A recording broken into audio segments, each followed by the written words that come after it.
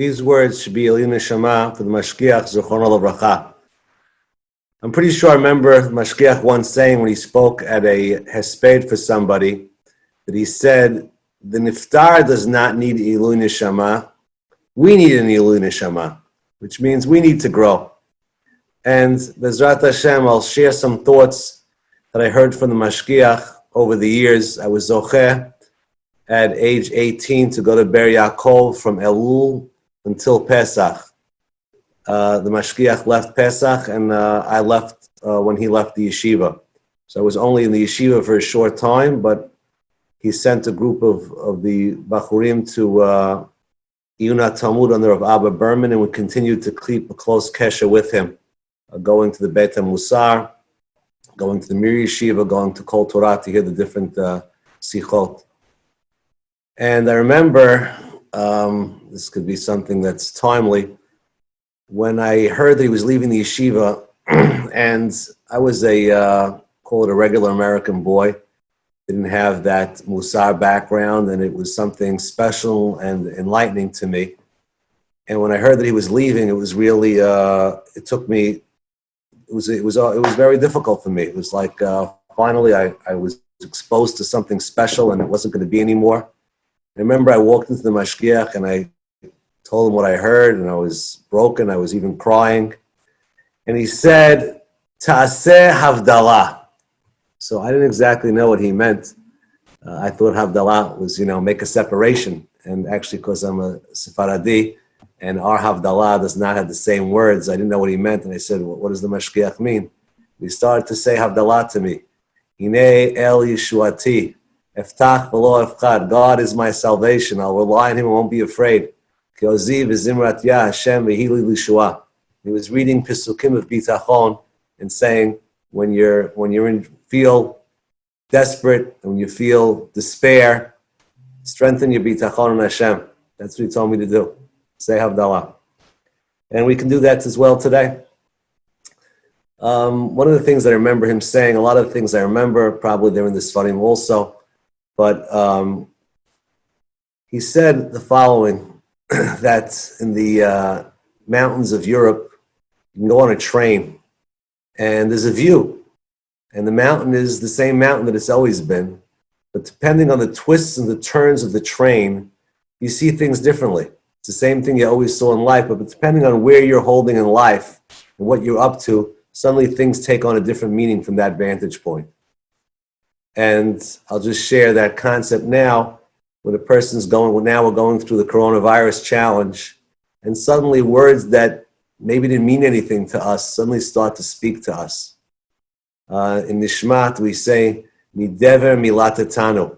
He saved us from a pestilence. And last Shabbat, I was saying Nishmat, and suddenly those two words spoke to me. Never really appreciated those two words in Nishmat. But when you're in a certain sugya, on a certain topic, suddenly things take on meaning that they didn't take on before. And I was asked to speak at a community event that we had. I was thinking of what to say, and somehow things just fall into your head. Before I say what I was shared from Rav Wolbe, the Mashgiach, I just wanted to share another thing I once heard from the Mashgiach. When I was first listening to the shmuz, and I was complaining that I can't get every word and I don't remember it and I'm writing it down. And Mashgiach told me the following yesod. He said, do you memorize every shir that you hear? I said, no. He said, why listen to a shir? So I said, listen to a shir, you want to get a derech halimud. He says, that's why you're listening to shmuzin also. You're not listening to the shmuzin to get every shmuz and be able to repeat every shmuz. You're listening to the shmuzin because it wants to mold the way you think. Wants to give you mahalach and learning Musar, wants to give mahalach in life. That's why you're listening to shmuzim. And I can say that over the years, the different seeds that were planted through the shmuzim that I heard definitely grew inside of me. And anytime situations come up, it's those shmuzim and those ways of looking at things that I heard for probably close to 10 years that come to mind when things come up. And during this coronavirus, it came to mind something that I heard from Mashgiach. It's also in Alei Shur. And I remember when he said it over, he was very excited. I heard a lot of the things in Alei Shur Chelik Bet. They were in Kol Torah in the Mir at that time, in the Vada of the Beit HaMusar. And he was very excited that he had heard something from Rabbi Yochanan in the Chumash Shir, and he didn't understand it. And I don't know, 30, 40 years later, Mashgiach's still working on what Rabbi Yochanan said. It happens to be, it's Kriyat Yam Suf. They feared Hashem and they believed in Hashem. And the Mashgiach asked, he quoted, Rabbi Yochanan is asking, shouldn't it first be you believe in Hashem? And if you believe in Him, you fear. Why first you fear, then you believe? Rabbi Yochanan gave a cryptic answer, which is you can't talk emunah with a drunk. First you have to sober up. That was the line. And the Mashgiach Kedarko goes through and made a whole maracha on this. But I just want to share one little thought that I applied based on this that we could apply to ourselves in these times. And that is, when a person's drunk, I'll give the mashal, he's driving 90 miles an hour. He's not following traffic rules. Now, like Rabbi Yochanan said, you can't talk to the drunk. Sending him to driving school is not going to help. When he finally sobers up, you don't have to send him to driving school either, because he knows everything inside of him. He knows how to drive. He was just drunk. So when you take away drunkardness, he's able to think straight. And I thought to myself that that's really what's going on now. Everybody, in one way or another, is intoxicated by Olam Hazeh. Olam Hazeh is an intoxicating place. It's pleasures, it's excitement, and it causes us not to think straight. And when a frightful situation comes, a situation of yirah, we sober up. We're able to think straight. And now we don't have to look outside to find the answers to what we have to do. All the answers are inside of ourselves. The only problem is we were drunk. And now that a scare was suddenly what was solid is no longer solid. All the things that we relied on, whether it's our jobs, our money, our health, our government, all those things aren't solid anymore. As I'm talking, it's coming to mind of Wolbe speaking on one of the lessons of Kriyas Yamsuf, that Ruchaniyut is a mitziyut. Ruchnius is a mitzias, which means, and I remember him banging on the stender, just like the stender is solid over here, you feel the stender? The stender doesn't have a mitziyut that's lasting. Stender's not, it's going to disappear one day. It's not here forever. The only mitziyut that's real is ruchaniyut. That you could feel it, you could touch it, it's real. That was one of the giluyim of Kriyat Yam Suf. And when all the false seeming illusions of reality start to crumble, we're able to hold on to those realities that we have. The Torah, the Musar, those are the things that Mashgiach planted inside of us. To be able to, when it's a proper moment like this, to be able to go into the reservoirs of what we have inside of us and take it out. And one last thought, during the Gulf War, there was a few vadim that were obviously talking about the situation. And then once during the Gulf War, that lasted a few weeks, close to months, Wolbe just spoke about a regular topic that we were talking about in the Beis HaMusar. Maybe we talked about emet, whatever it was, and it had nothing to do with the Gulf War. And the Mashgiach said the following: he said, I was leaving my house one day, and I see that they're paving the street. I said to myself, why are they paving the street? We're at war now. Don't they know we're at war? The Scud missiles are hitting. Well, why are they paving the streets? And he said, I thought to myself, you see from here, even though there's a war going on, but there's a certain routine. We pave the streets. And he said, even though there's a war going on, and even though we're working on all the things that we're working on because of wartime, we also have to get back to the regular Avodat Hashem. the regular things that we're working on. That could also be an important lesson now. We're being inspired and inspired and inspired, which is good. People are listening and people are thinking, but we also have to do the regular things. Pesach is here. Sfirat HaOmer is here. You got to do the regular things. You got to pay the streets. And Bezrat Hashem, we will take the lessons that we got from the Mashgiach and contemplate them. You know, his demut, every time you just think of him, it's slow, thought out, not answering right away, thinking before you answer. Pnimiyut, as he used to use that word, your own inner world. And what better time to work on Pnimiyut, on your own inner world, than when we're, so to say, shut down and locked into our homes.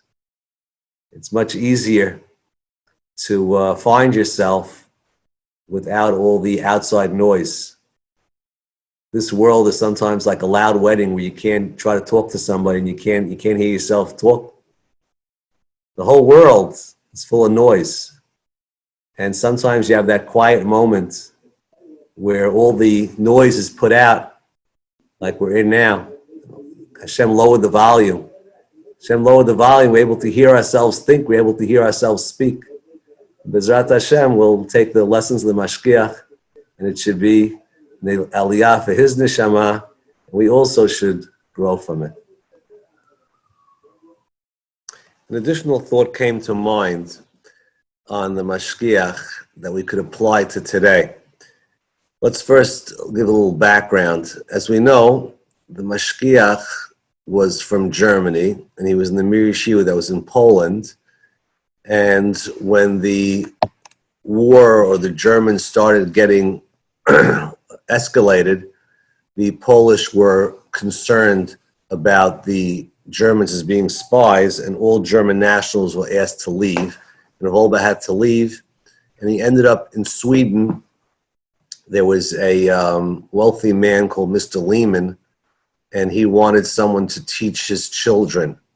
One of those children happened to be, his name was Mr. Eric Lehman, and he lived in Muncie. And he said that Wolbe taught him Aleph Beis. He was the teacher of the Lehman children. That was his job and his livelihood during those 7 years, and he had a strong relationship with the Lehmans in Muncie. Hashgacha had it that I was a good friend with Mayor Lehman, Mr. Eric Lehman's son. Mayor passed away young in a tragic way, but he was my friend. He was a year or two older than me. He came back to America for a simcha, and he was, at the time, learned in the Mir Yeshiva where I learned, and he spent a few hours convincing me to go to Ber Yaakov. At the time, I was not interested in going to Eretz Yisrael at all. I was right out of high school. I didn't know what I was doing, but he convinced me, and he took care of me, and he set me up with chavrutot and everything, and whatever I have, I really owe to Mayor Lehman for that hashpa'ah that he had on me. And look at Hashem's hashgacha. Rav Wolbe leaves the Mir Yeshiva for the Lehman children, and one of those grandchildren convinced me to go to the yeshiva. Anyway, so when the war was over, Rav Wolbe was involved in helping the survivors, and he told the story of what he called, I think, the best Rosh Hashanah that he had, when rather than praying in a minyan and being inspired, he prayed early and went from bed to bed, blowing the shofar for these Holocaust survivors and giving them chizuk. And he said that he met a man that worked in the camps, and he worked at the gas chambers, cleaning out the bodies after they perished, Hashem Yikom Damam. And this man said that every single train load that came, even from communist and atheist, agnostic, every type of walk of life, they all screamed Shema Yisrael when they were in their final moments. And Rav Wolbe said, look at this tikkun. Look at how HaKadosh Baruch Hu is really helping. And he said, imagine this man would have passed away on his bed at 60 or 70 or 80 years old, a life without any emunah, a life without any Torah, a life without anything. And now Hashem enabled this man to dial Kiddush Hashem, to say Shema Yisrael and have a tikkun. At the time, I remember people were not happy with that. The people were upset the way he expressed it, like it's almost like, didn't have a feeling. But the Rav Wolbe taught us quite often from the Dat Tfonot, the Ramchal. And in Siman Kuf Mem Vav, he says, יש לך לדעת הקדמה גדולה והיא, שבאמת אין הקדוש ברוך הוא מואס שגיאה כפיו לעולם חס ושלום. Hashem never despises his handiwork. ואינו עוזב ומניח את העולם. He never leaves and forsakes the world. בשעה שנראה כאילו העולם עזוב ממנו, looks in the world is forsaken, העניין הוא שאדרבה, the opposite. הרי הוא מחדש טובה לעולמו. He is renewing a goodness for the world. ונפלאותיו ומחשבותיו תמיד כל יום רק לתיקונו של עולם. Hashem is only thinking of ways to make the world better, not worse. Just it's hidden. And it looks like the world is forsaken. But in truth, it's going towards a tikkun. And the Ramchal brings a proof from Yaakov Avinu, that Yaakov Avinu, the Midrash says, never said anything that was out of line, that was lebatala. The only thing he said was, Lama hareotem li. He told the Shvatim, why'd you do bad? Why'd you reveal you have another brother? And Hashem says, Ani osek lamlich b'no Mitzrayim. I'm trying to make his son a king. I'm trying to bring him down. And I'm turning the wheels to come to Mitzrayim b'shalva. But because it was Eitzah Amukah, Hayat Tsar over Yaakov. Now says the Ramchal, V'zeh b'nei av. This is a binyan av. We can learn from here. Shekol kol ilui shrotzeh HaKadosh Baruch Hu latet la'adam ol olam. Anytime Hashem wants to uplift somebody, or give him, or uplift the world, Hinei kol zeh hizdamen, kol zman hizdamen atov, enam hizdamen ubal mitoch omek etzah nisteret. It comes from the deep and hidden advice. And therefore, Yikrelo called him tsar. That's why there's tsar first. So that is the way to look. The Ramchal tells us to look at things that are sometimes deep to understand. And that's how Wolbe saw the Holocaust. He was able to see in the Shoah, he saw the fact that Hashem is bringing the world l'tikkuno. Look at all these people that were died al Kiddush Hashem, were able to say Kriyat Shema. And what would have been if they just lived a regular, normal life?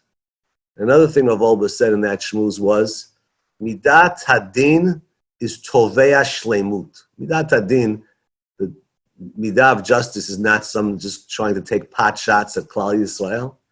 It's demanding perfection.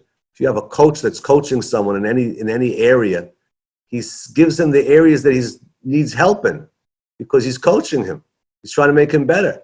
The teacher that the child gets the 97 and he says, where are the 3 missing points? That's not a cruel, mean teacher. That's a teacher that's demanding perfection. And that's what HaKadosh Baruch Hu is demanding from Klal Yisrael.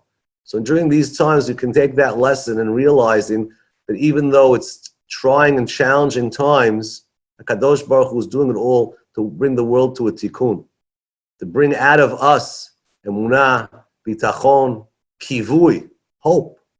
Kivui is a great thing. Ramchal says that in the end of time, what's going to bring the geulah is the kivui, the hope that we have. Hashem is enabling us to generate tremendous amount of kivui and hope for Mashiach and for the geulah in an unprecedented way. So we have to use those lenses, and that's one of the things that I learned from the Mashgiach when he spoke about the Shoah, when he spoke about the Holocaust and how to see it in a different light, and how to see as well this events that we're going through in a different light.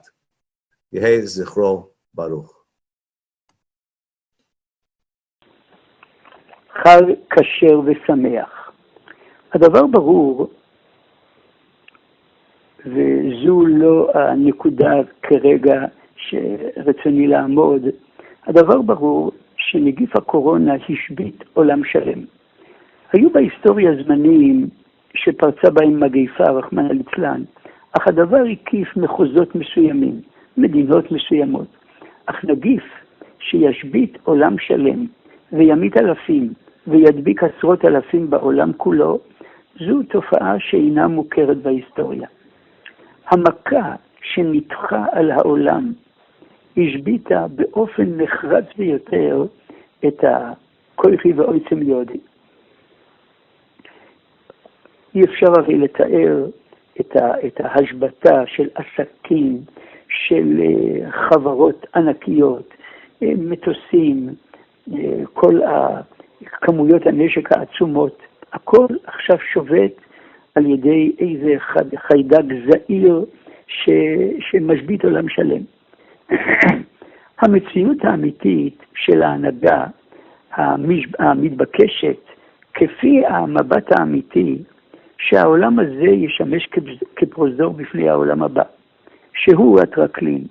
בדור שלנו התנפצה בצורה העוצמתית ביותר, עד שהפכו את העולם הזה לטרקלין. גויים וגם לצערנו יהודים שרחוקים מתורה ומצוות, צורת החיים היא שהפכו את העולם הזה לטרקלין בכל חלקי החיים. אמנם שומרי תורה ומצוות מתמסרים מאוד ללימוד תורה ולקיום מצוות, אבל כיוון שגם הם נמצאים באותה ספינה אשר בה נמצא העולם, אז אותה השקפה שהפכה את העולם הזה לטרקלין, היא חלחלה גם בנו שומרי תורה ומצוות. והנהגות רבות השתנו ממה שהיה מקובל בדורות קודמים, בצורת חיים צנועה, טבעית, לא ראוותנית, ועל כך ודאי באה השגחה העליונה לעורר אותנו, שעכשיו שאנחנו מסתגרים כל אחד בביתו, להתחיל להתבונן מהי צורת החיים שאנחנו שומרי תורה ומצוות חיים, והאם לא הגיע הזמן להתחיל להתבונן ולשנות את צורת החיים שלנו לצורת חיים יותר צנועה, יותר טבעית, פחות ראוותנית, כפי שהיה בדורות קודמים. אבל זו נקודה שהיא ברורה וידועה. רק עוררו אותי על נקודה נוספת שאולי לא כל כך חושבים עליה. בעקבות המצב בו אנחנו נמצאים. אנחנו מדי יום ביומו, בשלושת התפילות, ובכל ימות השנה, בסוף התפילה מבקשים אנחנו, יהי רצון מלפניך, שם אלוקינו ואלוקי אבותינו, שיבונה ביס המקדש במהרה בימינו. בעקבות המצב בו אנחנו נמצאים, רבים מדברים על הבקשה הזו שהיא כל כך נהייתה יותר ויותר מוחשית, קיבלו המילים האלה הרגשה מוחשית וציפייה אמיתית שנזכה לכך.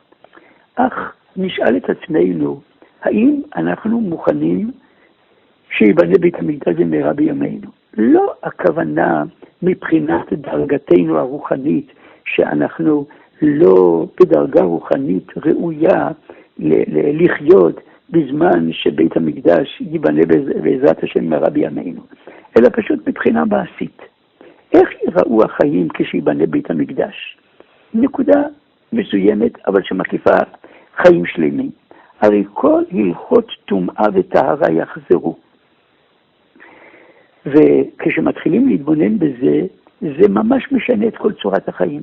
אדם ילך ברחוב ויפגוש את חברו ויושיט לו יד לשלום. יזהיר אותו חברו, אל תקרב אליי, אל תיגע בי. אני חוזר עכשיו מלוויה והייתי אחד מנושאי המיטה של המת. ממילא אני אב הטומאה, וממילא אם תיגע בי אתה תטמא. נושא המיטה עצמו הוא מטמא אדם וכלים וכל שכן מאכלים. אם כן עליו להיזהר לא לגעת בשום כלי ובשום אוכל במשך 7 ימים, אחרת הוא יטמא אותם. האם אנו בנויים לכך? והנה ההשגחה העליונה הכניסה אותנו למצב שמזהירים גדולינו על פי הוראת רופאים מומחים, סכנה לא לגעת באדם אחר ולהתרחק ממנו 2 מטר, שהם לפי מקצת פוסקים 4 אמס, וכן עליו להיזהר לא לגעת בשום כלי ובשום מאכל בלי כפפות. האם אין בזה הוראה משמיים להחדיר בנו איזו מציאות של הרחקה במצב של טומאה, בפרט שאנחנו כולנו היום טמאי מתים. זו הרי ברגע שיבנה בית המקדש, הרי כל אלפי הלכות טומאה יהיו שייכים לעולם המציאותי. ממילא כל יולדת מטמאת שבוע או שבועיים, תלוי אם ילדה זכר או ילדה נקבה, ואם כן עליה להיזהר במגע בכל הדברים האלה, לא באדם ולא באוכל ולא בכלי שנמצא במחיצתה, אחרת היא מטמא אותם. ועוד כל אלפי ההלכות שנוגעות לטומאה וטהרה, שאנחנו נצטרך לחיות איתם. כאילו מנסים משמיים לפקוח עינינו, איך נצטרך לחיות אם נזכה לבניין בית המקדש במהרה בימינו. ומה קורה? רב חצקאלי לוינשטיין, זיכרונו לברכה, הוא היה פעמים רבות מזהיר שכשעוברים על אדם מצבים קשים, הן לכלל והן לפרט, כשהמצב נרגע, כשהקשיים פוסקים, חוזרים לחיים הרגילים. למרות שבשעה שקורה המצב יש התעוררות גדולה, צריך לשפר את הנקודה הזו, נקודה אחרת, אבל כשהמצב נרגע, חוזרים לחיים רגילים. והמצבים הקשים נשכחים, חוזרים לסדר יום רגיל, ואולי לפעמים קורה חלילה שעוד יורדים ברוך רחמנא ליצלן.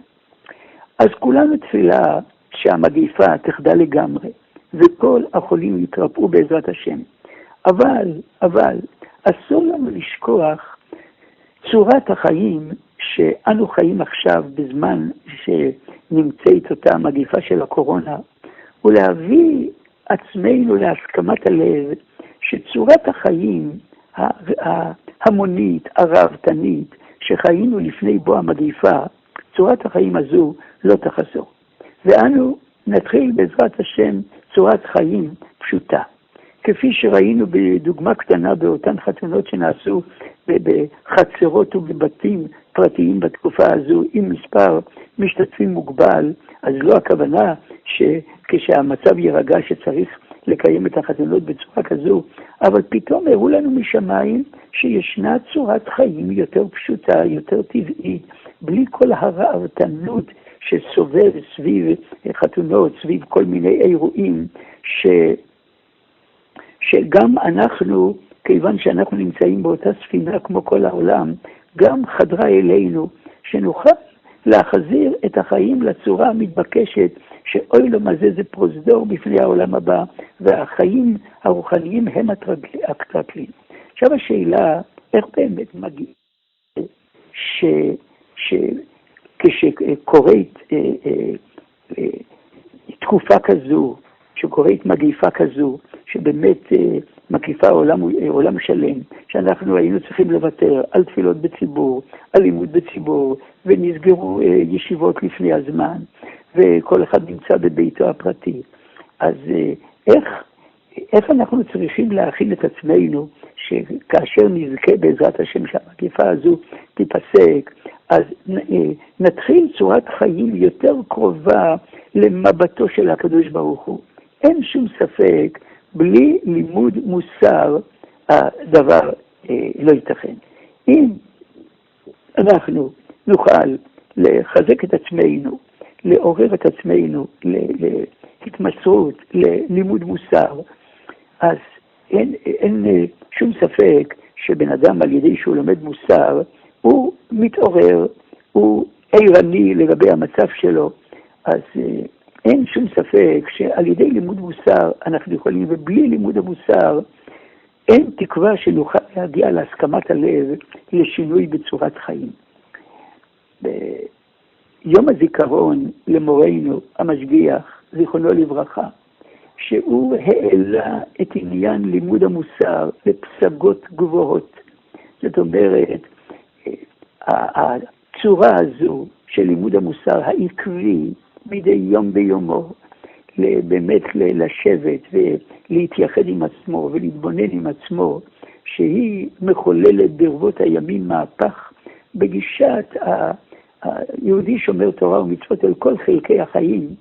הוא היה כל כך, כפי שראינו במשך כל השנים שזכיתי להיות במצאתו, את התביעה, כשהגיעו 10 ימי תשובה, פעם אחת הוא מסר את העיקרים המרכזיים שמתבהרים מדברי המסילת ישרים, אז הוא שאל מה אנחנו יכולים לקבל על עצמנו. הוא אמר צריך לקבל על עצמנו דובר המעמיד, דבר המעמיד, זאת אומרת איזה דבר בסיסי.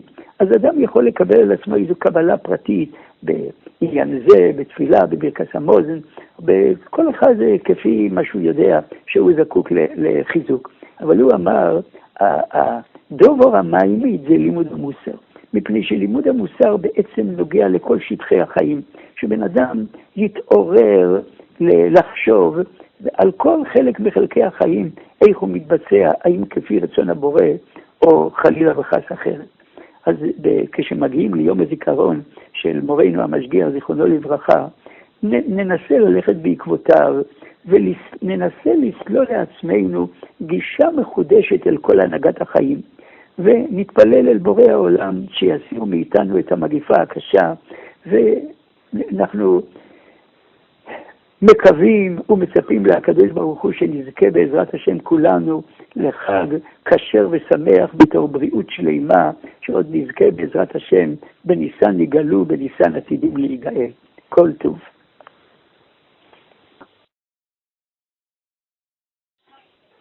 The Maharal in Perek Aleph of Gvuras Hashem explains that the chayver of Sipur Yetzias Mitzrayim and the ribui of Shvachim in Sipur Yetzias Mitzrayim is not a stira to the Gemara in Brachos of Siyamte Lekula Shvacha the Mora by Rab Chanina that Vienna was Moshe to the Kel HaGodol HaGiba VaNoira, and Rab Chanina was Kodeya, that without the fact that Moshe Rabbeinu writes it in the Torah and Anshu Knesset HaGdolah, L'Kodeya Tefillah, there's a problem with being Mabed B'Shvachim Shalmorim, because me and Malel Gvuras Hashem, only they're the one that says Shmiya Kol Tehillasai. So Mamela, the Maharal wants to know, it was for our heter. We have a whole night, a whole mitzvah that's the point, and Ribu Shvacha de Mora, Abba B'Shvacha de Mora, when there's a problem of Kol Tehillasai. And the Maharal answers that the mitzvah is nicht Sipur Shvachim, Sipur Gvuras. The mitzvah is Akor Satoiv. The mitzvah is to be maket toiva of the toiva of HaKadosh Baruch Hu. Was liegt vor uns in Yetzias Mitzrayim? The toiva from Vayotzienu Mikor HaBarzel, from Lekachas LeGoy Mikerav Goy. The toiva from Tili B'nei Yisrael Avodim, Avodayhem B'lei Avodim Avodim. Di HaKoros HaToiv, Di HaKoros HaToiv. So the Maharal in HaKoros HaToiv, there's no such a thing as Yashmiya Kol Tehillasai. Danken, give thanks, how much you could, and how much you appreciate, and how much you could still sue. But because you can't do it justice to the Tova, and to the Oimek HaTova, that doesn't part of you. The Chiyuv is to be market Tova, to thank HaKadosh Baruch Hu, Lefichach Anachnu Chayovim, Lohoidos Ulahalel. Rabbi Yehoshua writes, that it doesn't even say there who the native is. The mean also it's called Anisim Ma'elo, it's Yonu Ma'avdus, what is the name Alefona of Shira Chadasha. And only afterwards it says Hallelujah. Because the Choyvas HaKoros HaToiv, the Choyva Vaydo is to be market the Toiva. The name will be Miyachasit to the natives. But it's not to remember the natives, it's to remember the Toiva. Avoid the Adam, the Sipur Yetzias Mitzrayim, to verstehen. What this is to feel the Ma'ashid Hashem Kol Tag Meloi Oloi. The Mani Avdecha Ben Amasecha Pitachto L'Moiseiroi. Feeling it with emotion, feeling it, internalizing it. What Yetzias Mitzrayim means to me. As the Chayvas Halayla. State that by Matan Torah, the Rabbi Shalom told Klal Yisrael after they said that they don't want, there should be Daber Ato Imonu because of the Eishak Doila. So the Rabbi Shalom says, Ekivu Asher Diberu, Mi Yitein V'hoya Levavam Zeh Le'yiru Ha'isi Kol HaYomim. And the Gemara says that the Rabbi Shalom in Avodah Zarah Daf Hey, that the Rabbi Shalom had a gewaltige Taine Kfuye Toiva, then Benom Shel Kfuye Toiva, that they didn't say Tein Ata. The Eibusher said, Mi Yitein. V'hoya Levavam Zeh, they gedacht schreien, Gib me Yehoshua Kol HaYomim. And they didn't say that. And the Gemara calls that Kfuye Toiva. They were the Mon, V'nafshenu Kotzam, Belechem HaKloikel. And it goes back to Model Marishin, or Isha Shenasata Imodi. As all Toivas, Lechem HaBirim, the Mon. You could call it Lechem HaKloikel, Coffee Toiv. Verstehst nicht, der Eibishter's Toiva. The biggest Toiva that the Eibishter gives, Esriel Eze Kenegdoi, or Isha Shenasata Imodi. That's Kofli Kfuye Toiva, Ben Benam Shal Kfuye Toiva. When we're Klal Yisrael Mesaken, steht die Gemara da L'soif Mem Shona, by the Posik in Kisavoi, V'leinosan Hashem Lochem, Leid Modas, Einayim Liros, those Nayim L'shmoya, Guilty Ayoim. That was the day that the Rabbi Shalom saw Ayoim Hazeh. As I said in the Gemara, that's when Aboyim Shmin for Moshe Techap the Kfuye Toiva. Now they were Mesaken. Now Ayoim Hazeh Miyesol La'am L'Hashem L'Kecha. Rashi says there is Vasig Yishem, because Moshe Rabbeinu gave the Torah to Shevet Levi, and Klal Yisrael came with a year that he's been mashlit Shifto Yoleah. Says the Shevet Levi will control the Torah. Nishen Reina wird kennen ankommen in Amakum Torah. Nishen wird kennen lernen mit wem will und was will und wo. Aber Shevet Levi ist der Balabas. Und Klal Yisrael geteilt, wir sind doch alle gewinnig bei Kabbalah zur Torah gleich. Da habe ich uns allem gegeben, die Torah. That expression, that taina, that passion that came out, Ayoim Hazeh, that's the Ayoim Hazeh Niyesol Hayom. That's the Ayoim Hazeh. V'leinosan Hashem Lochem Leid Lodas, V'nayim Lilos, as Nayim L'shmoya built the Ayoim.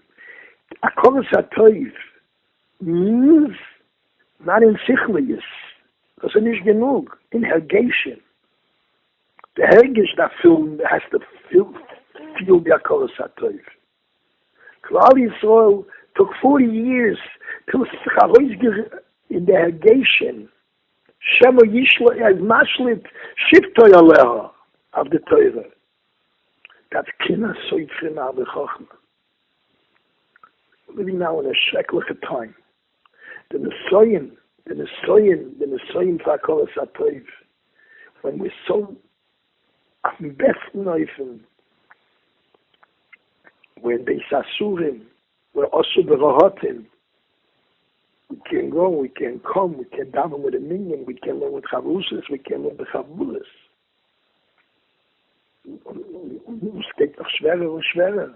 Sprach is broken apart for Yontif. The one time a year, that's when the flex sein, the Chabura and all Yontif. It's a big Messiah. A big Messiah, Chaz V'Sholom, to be covered with the Tevosim HaShalmakim. A big Messiah to tell in Akolos HaToiv for what we do have. What we do have. What do we have? We have Shaloya Sani Goy. We have Kedei B'nei Yisrael Avodim Avodayim V'lo Avodim La'avodim.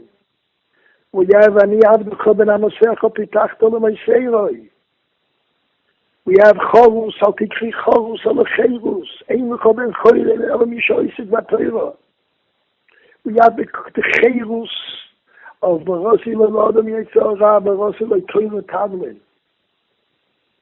This is a man that the avoidance of man is zuzukommen zu nicht Kofui Toiv, zuzukommen zu Akolas HaToiv. The Nesoyim this year is so much harder. Even in Ruchni is. Nicht Chaz V'Sholem, nicht Nein Rachman al-Islam, am Isloinen in Rachman al-Islam, the Ribeinu of Another social market. בזכות זה,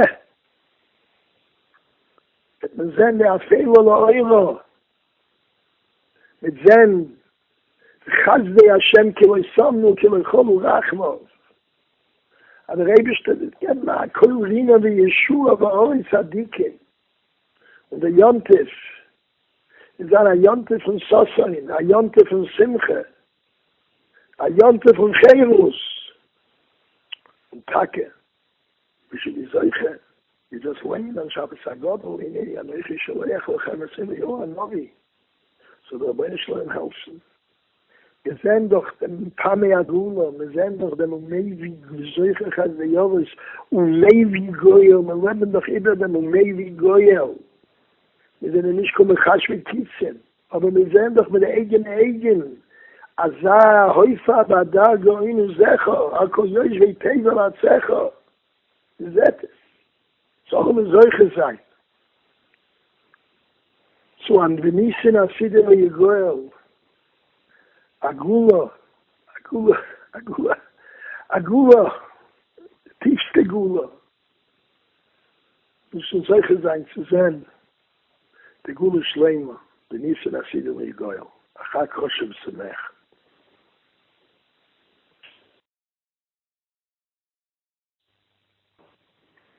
The Rabbi wants to show us that he can push his man. That's for sure. And there's so many people that left the world today here in our area. The Amshin of a Rebbe, you know, the Mashgiach nicht gesehen, aber mal vor Schleimer in Lakewood. Mit davon Yeshua in Yeshua von allen Seiten. The space that Rabbi wants to wake us up. And it says to wake us up because give us a few clap. So we have to get up and we have to see this not simple. So we really hope that the outcome will be a real session Yeshua son call it for. That's what we're hoping for. All preparations. You know, we have to prepare for it. So we have to be loyal to the person should do listen for us. That's what we have to get into that stage. Some say that it's in the whole business world. Eat the other person, eat him up. And say that's part of it. But it's true in all lines that you have to be devoted to a Chava, for a friend, to do whatever you can do to help him.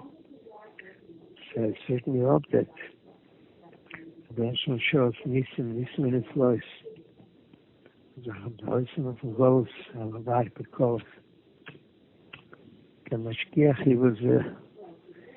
was a race and earnest. And you can always go boxing a giant. Mom's a giant. Die Kinder Musa is Mamisha. The Benjy Yochid Mina. Aber da was man zusammen Sprache also. The same with the so sein Simchas Nachrichten so sein nur schau mal die Zoll oder noch technische Menschen so also nicht. Thank you. Gesundheit. Shalom Uvracha. My name is Yaakov Lipsky, and I learned in Ber Yaakov in the final 2 years of the Mishkiach Zechron Livracha's presence there, Tafshin Mem Beis. And although that was clearly the most impactful period in my life and when I gained the most from the Mishkiach, that's not what I would talk about now. Everyone else was there along with me and heard the same shmuzin, learned from the same hadracha, I got to experience the same yeshiva that I was in, and probably did a much better job than me in hearing it. What I can contribute is when I went into the world and tried to apply some of those ideas, and the Mashgiach set me straight on how wrong I was. It was not just that he was megala to us, a depth in Torah, a romamus in life that we had never seen. He also, in my case, understood the practicality of my life and my needs better than I understood them myself.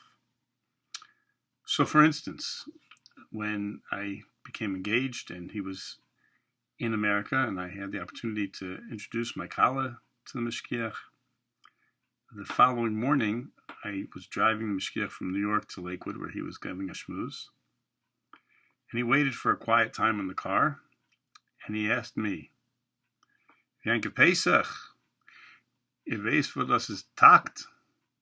I didn't know what he was talking about. Takt? Was ist Takt? Ihr weißt nicht Takt? No. He was trying to explain that I had no tact. He was aware of the fact that as I was getting so excited and explaining to my kala how valuable it would be to be in Eretz Yisrael for Shana Rishona at least, and maybe started building a house there, a good place to start. So in all of my excitement and my idealism and my dreaminess, I wasn't noticing the effect on my kala, who was a little bit less excited. But the Mashgiach noticed, and he pointed it out to me. A little earlier than that, I had written him a letter about a girl who seemed to have very extravagant tastes, and I'm a very simple person who I can just have used furniture and the house can be very simple. And the Mashgiach wrote me a letter. I'll read a little bit of it. Shnei dvarim beritzoni loimer lecha. Harishon, hineni roye b'michtavcha netia lepashtus mufrezas al cheshbon mi she'asida lios ishtecha. Yedidi, im lecha lo ichpat b'rihatim o kalim mishemashim leisha kein ichpat ki hi chaya b'toch habayis ubishvil habayis v'chol simchascha hi bayis nechbed v'noach l'chein l'gavi beischa ha'asid libanus be'ezer Hashem hanach machshavos mufrazos ke'elo levater al hayofi kol yofi b'bayis ki ze alul l'tzar es ha'isha ad me'od. The third time that my wild-eyed idealism would have been my undoing had it not been for the Mashgiach looking at my situation more clearly than I was looking at it was when I was considering a certain out-of-town kollel. Looked good to me. I was convinced. I visited it with my wife. I called the Mashgiach as a final formality to get haskama. And he asked me a few questions that I hadn't quite thought through. And based on those questions, he told me he didn't think I should be going there. I told Rav Nosson Wachtvogel that I don't think I'll be going. My Rabbi said it's not a good idea. And Rav Nosson Wachtvogel did not like the idea of someone in Eretz Yisrael saying what's happening in America. So Rav Nosson found out that Rav Wolbe was coming to New York. He asked to go speak to Rav Wolbe, and I brought him, and they spoke, and the Mashgiach told him, you're right, he has to go out of town, but that's not the right place. So pretty much engineered that I would end up going to Chicago, a decision that I've only been very happy with, and I stayed there 13 years. But the most amazing of all was when, after I had gone to Houston to build a kollel, finally live the dream, bring Torah to a midbar, following all the advice that I thought I had totally absorbed in Yaakov of not worrying about the fact that what will be with the chinuch of my children. The Mashgiach went to Yaakov, I can go to Houston. And then my children were getting older. And my wife saw the matzav. And it wasn't so clear to me anymore. And I brought my wife to Eretz Yisrael to speak to the Mashgiach. And the Mashgiach listened very carefully to everything I said and to everything my wife said. And in his own way, that only those who saw this know what this is, he put his head down and he was silent for a long time. And my wife asked, "Is everything all right?" And I motioned to her, "He's thinking. It's all right." And when he was done thinking, he told my wife and myself, "Da fregen an Adam Godel." We looked at each other, and we looked at the Mashgiach, and we said, "Yeah, that's why we're here." He said, "No, da fregen an Adam Godel." And he sent us to Rav Mordechai Zuckerman. We never heard of him. We didn't know who he was. How will we find him? He said he's in the Prushim shul in the corner. And you'll tell him I sent you. We went to the Prushim shul. He was the only one there. He was in the corner. We asked Harav Zuckerman. He said, "Who told you?" Shlomo Wolbe. Okay. My wife also wants to talk to you. Okay. He brought us to his dira. He wasn't young. And he listened carefully to the question. He listened carefully to my wife. And he said, "We have to go. The chinuch of our children has to take precedence." I was in shock. I had built myself up with this ideal, like every other case, where I thought this is the idealism. And I wasn't fully aware of all of the practicalities. We came back to the Mashgiach, reported what we had heard from Rav Zuckerman, and he listened carefully, and he thought again. And he made shalom between the ideal that I had been dedicating my life to and the reality that I now had to adjust to, in a way that we were able to appreciate that it wasn't a mistake. And yet, now it's time, just like there was schar on the Drisha, now it's time for the Prisha. In retrospect, I have to admit that although I thought that Gan Eden that I experienced in Yaakov was the best, and that's where I saw the Mashgiach's godless, it didn't begin. It was one-dimensional. There was no wife, there were no children, there was no life to become connected to that Torah.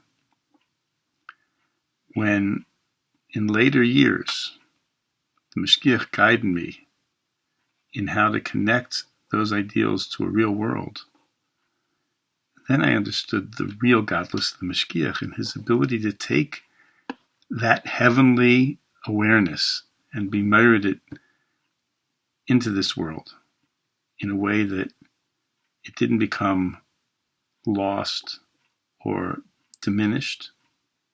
It became greater and more real.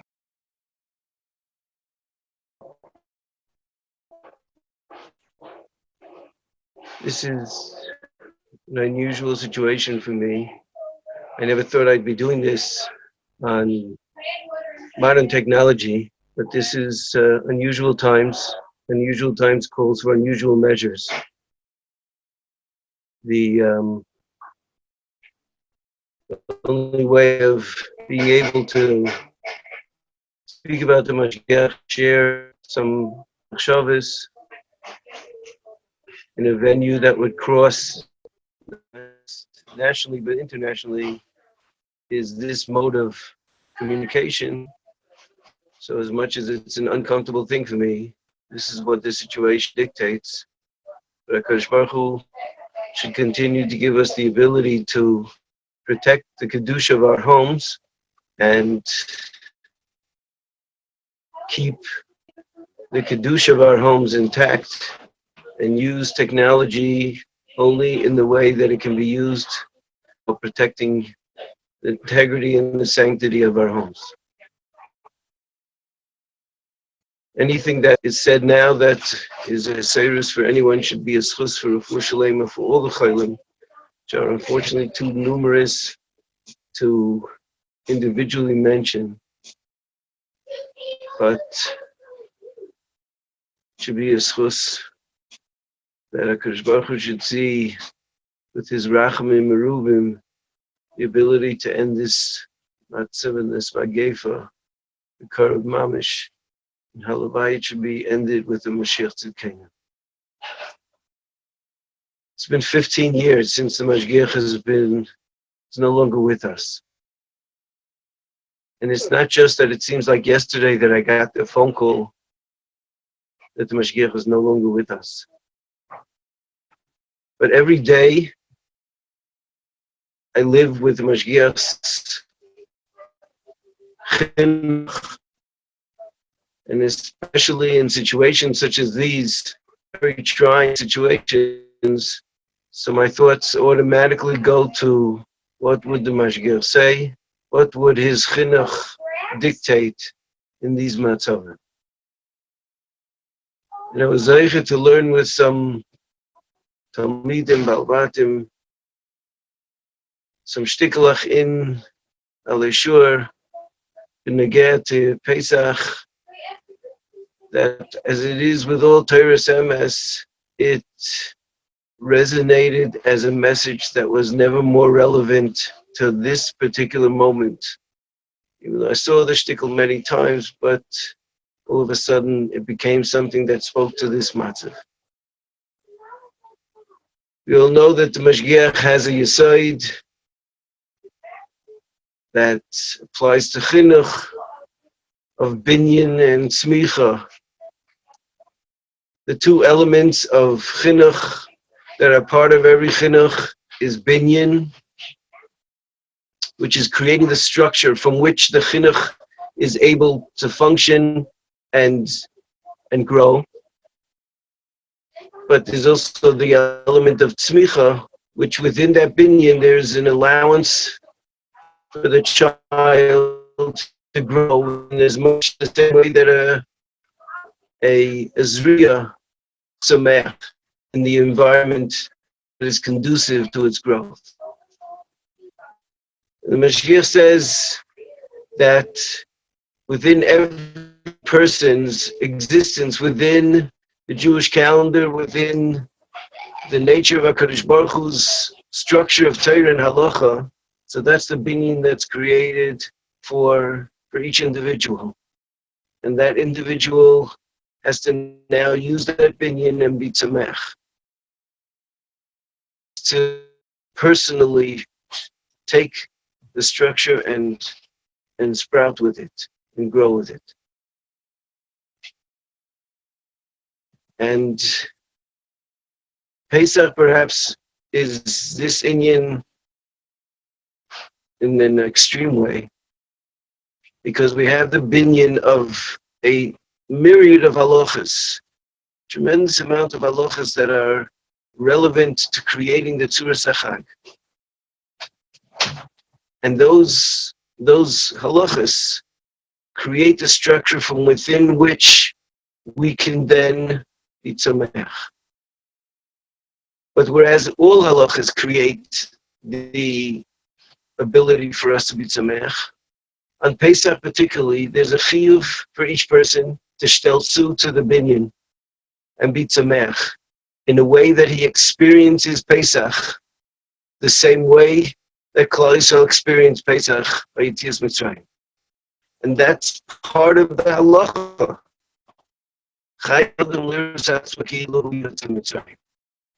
The Indian of Tzmiah, of being able to take the situation and apply it, use it, grow, is something that's a part of what Pesach is all about. And the Mashiach brings the moral that says that stellst zu the Indian of Asar Nisyanis to the Indian of Asar Eser Makis.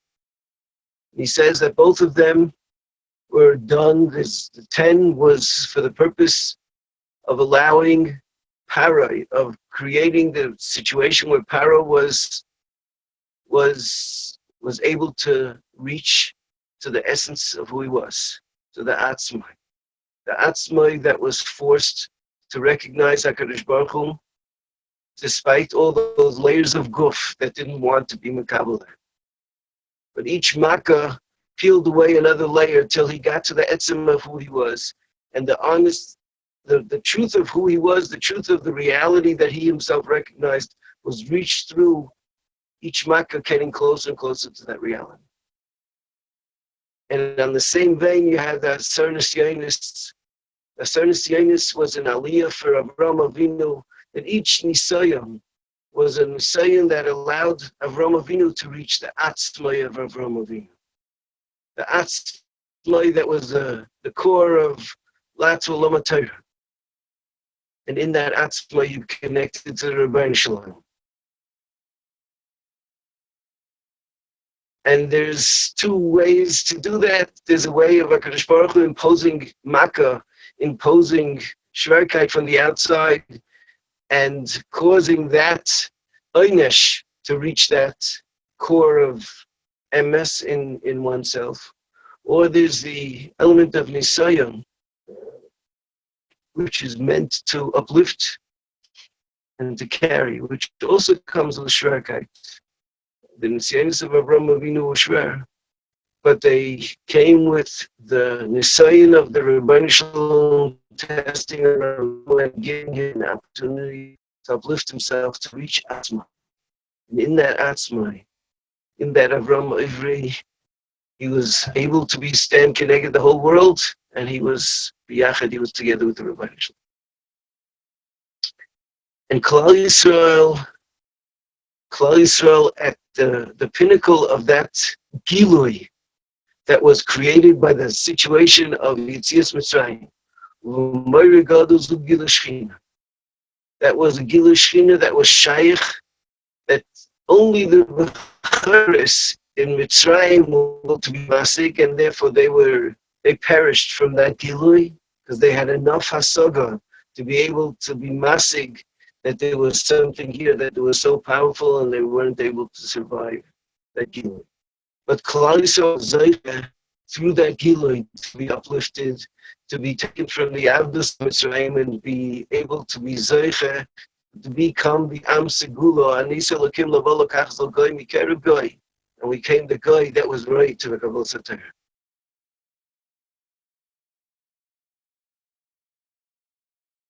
That's what we have the opportunity to accomplish Seder night.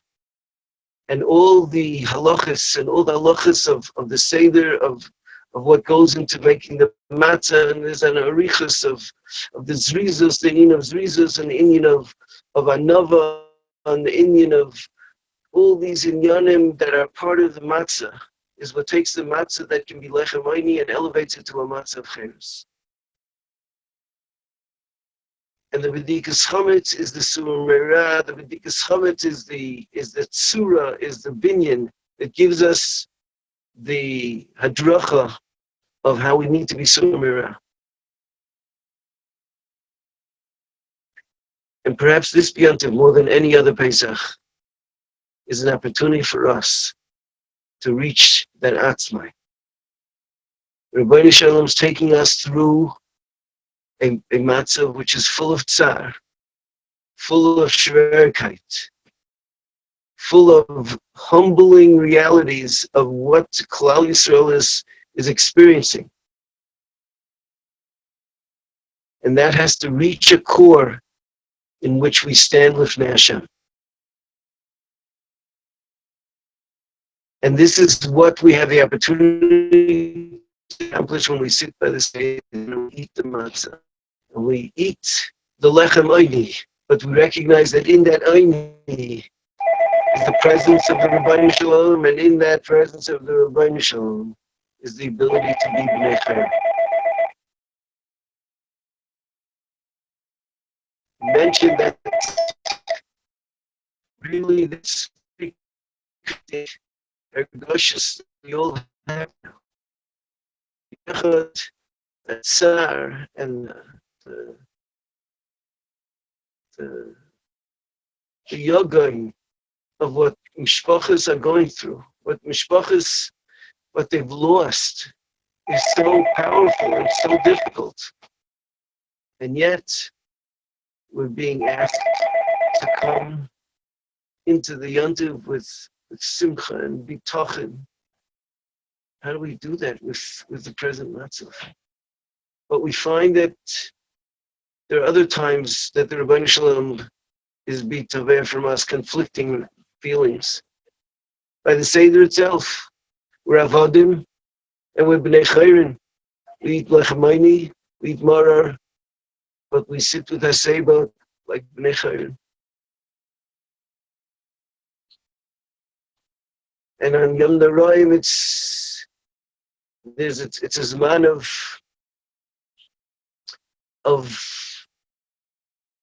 of tremendous pachad of the din, but yet there's a simcha on Rosh Hashanah of Kabbalah Malchus Shemayim and simcha on Yom Kippur of Kaparas Avonos. So how do we put together these conflicting emotions? Teretz is that Tzad Hashem Sheben is Lifnei Hashem. Lifnei Hashem, Dirshu Hashem be Motzai of Rosh Hashanah, the Asar made Tshuva, the Asar Yom Shem Rosh Hashanah Yom Kippur. And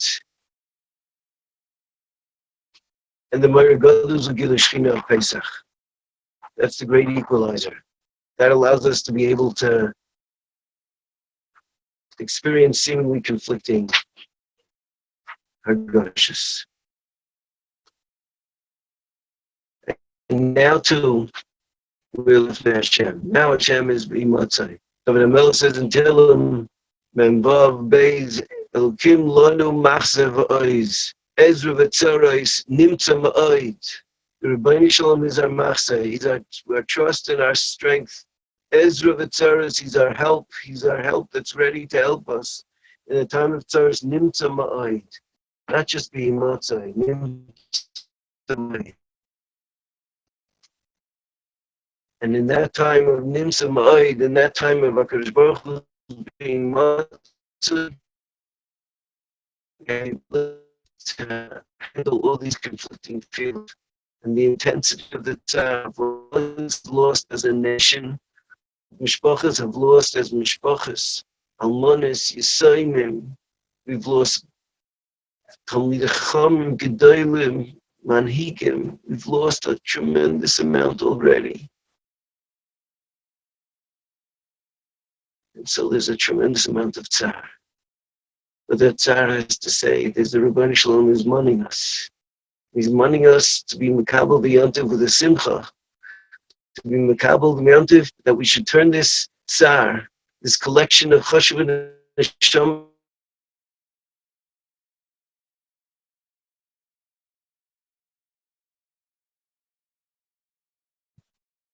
that we shouldn't be to get back to normal. We should be waiting to get back to normal.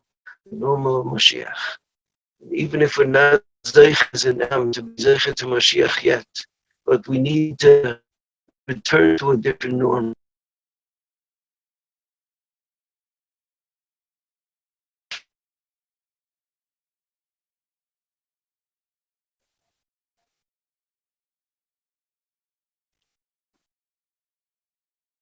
The binyan is here. Smicha is up to us. The klarkeit of Torah's emes, of what's real in this world, what's worth value in this world. Avodas Hashem, Yiras Shamayim. These are things that are supposed to resonate by us now more than ever. And the humility of being fortunate to be alive, to be fortunate to be part of Klal Yisrael that has experienced this tremendous challenge. That's part of what makes us a special Am, and that's part of what makes us the Rebbeinu Shalom's Nachal.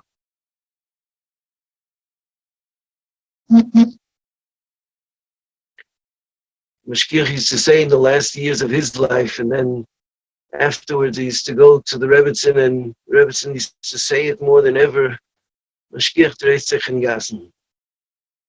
Mashgiach, the Moshiach dreht sich in Gassen. The Kenim Zan, well, he's never been more draying in the gas, the empty gassen that don't have any people.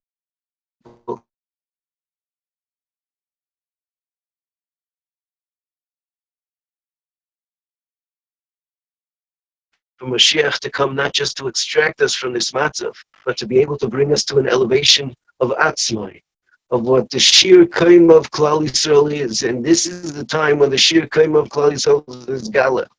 It's the time of Yitzias Mitzrayim, when Klal Yisrael is Gala by the Gilui Shina of Nimtza Ma'id.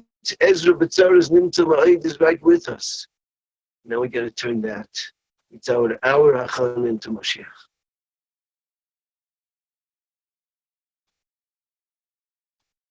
I've said many times that the schus that I had to have a shaykhs to the Mashiach, I'm one of the smaller Talmidim, but the schus that I had to be able to share and be mekabel from the Mashiach is a schus that stands by with me every day of the week, every day of the year.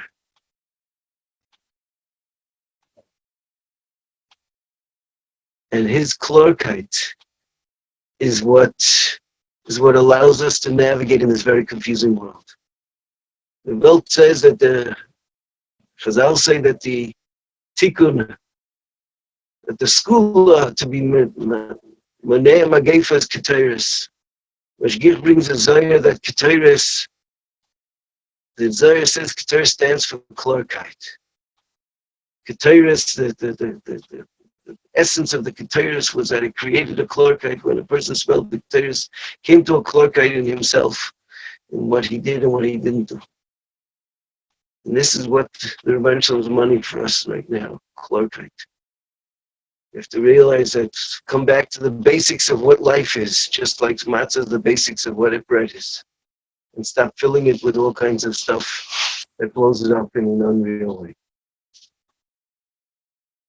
The schus of the Mashgiach should continue to be a Hagana on his mishpacha and give them the Siyat D'Shmai and their Avodas HaKodesh and everything that they all do. It should be a schus for the Talmidim that we should be zeicher to continue to use his Teres Emes to be able to instill in the world, whatever mute of people there are that are willing to listen to this type of Torah, which is not so popular today. The klorkeit of what it means, Torah Stemis, what it means, Musar, what it means to live with the reality check of what's real in life. And the Neshama the Mashgiach should continue to have an Elya, and we should be zeicher to greet Mashgiach with all the other tzaddikim with Tchias HaMesim soon with Tchias Mashiach Tzidkenu B'meira B'yameinu. Amen.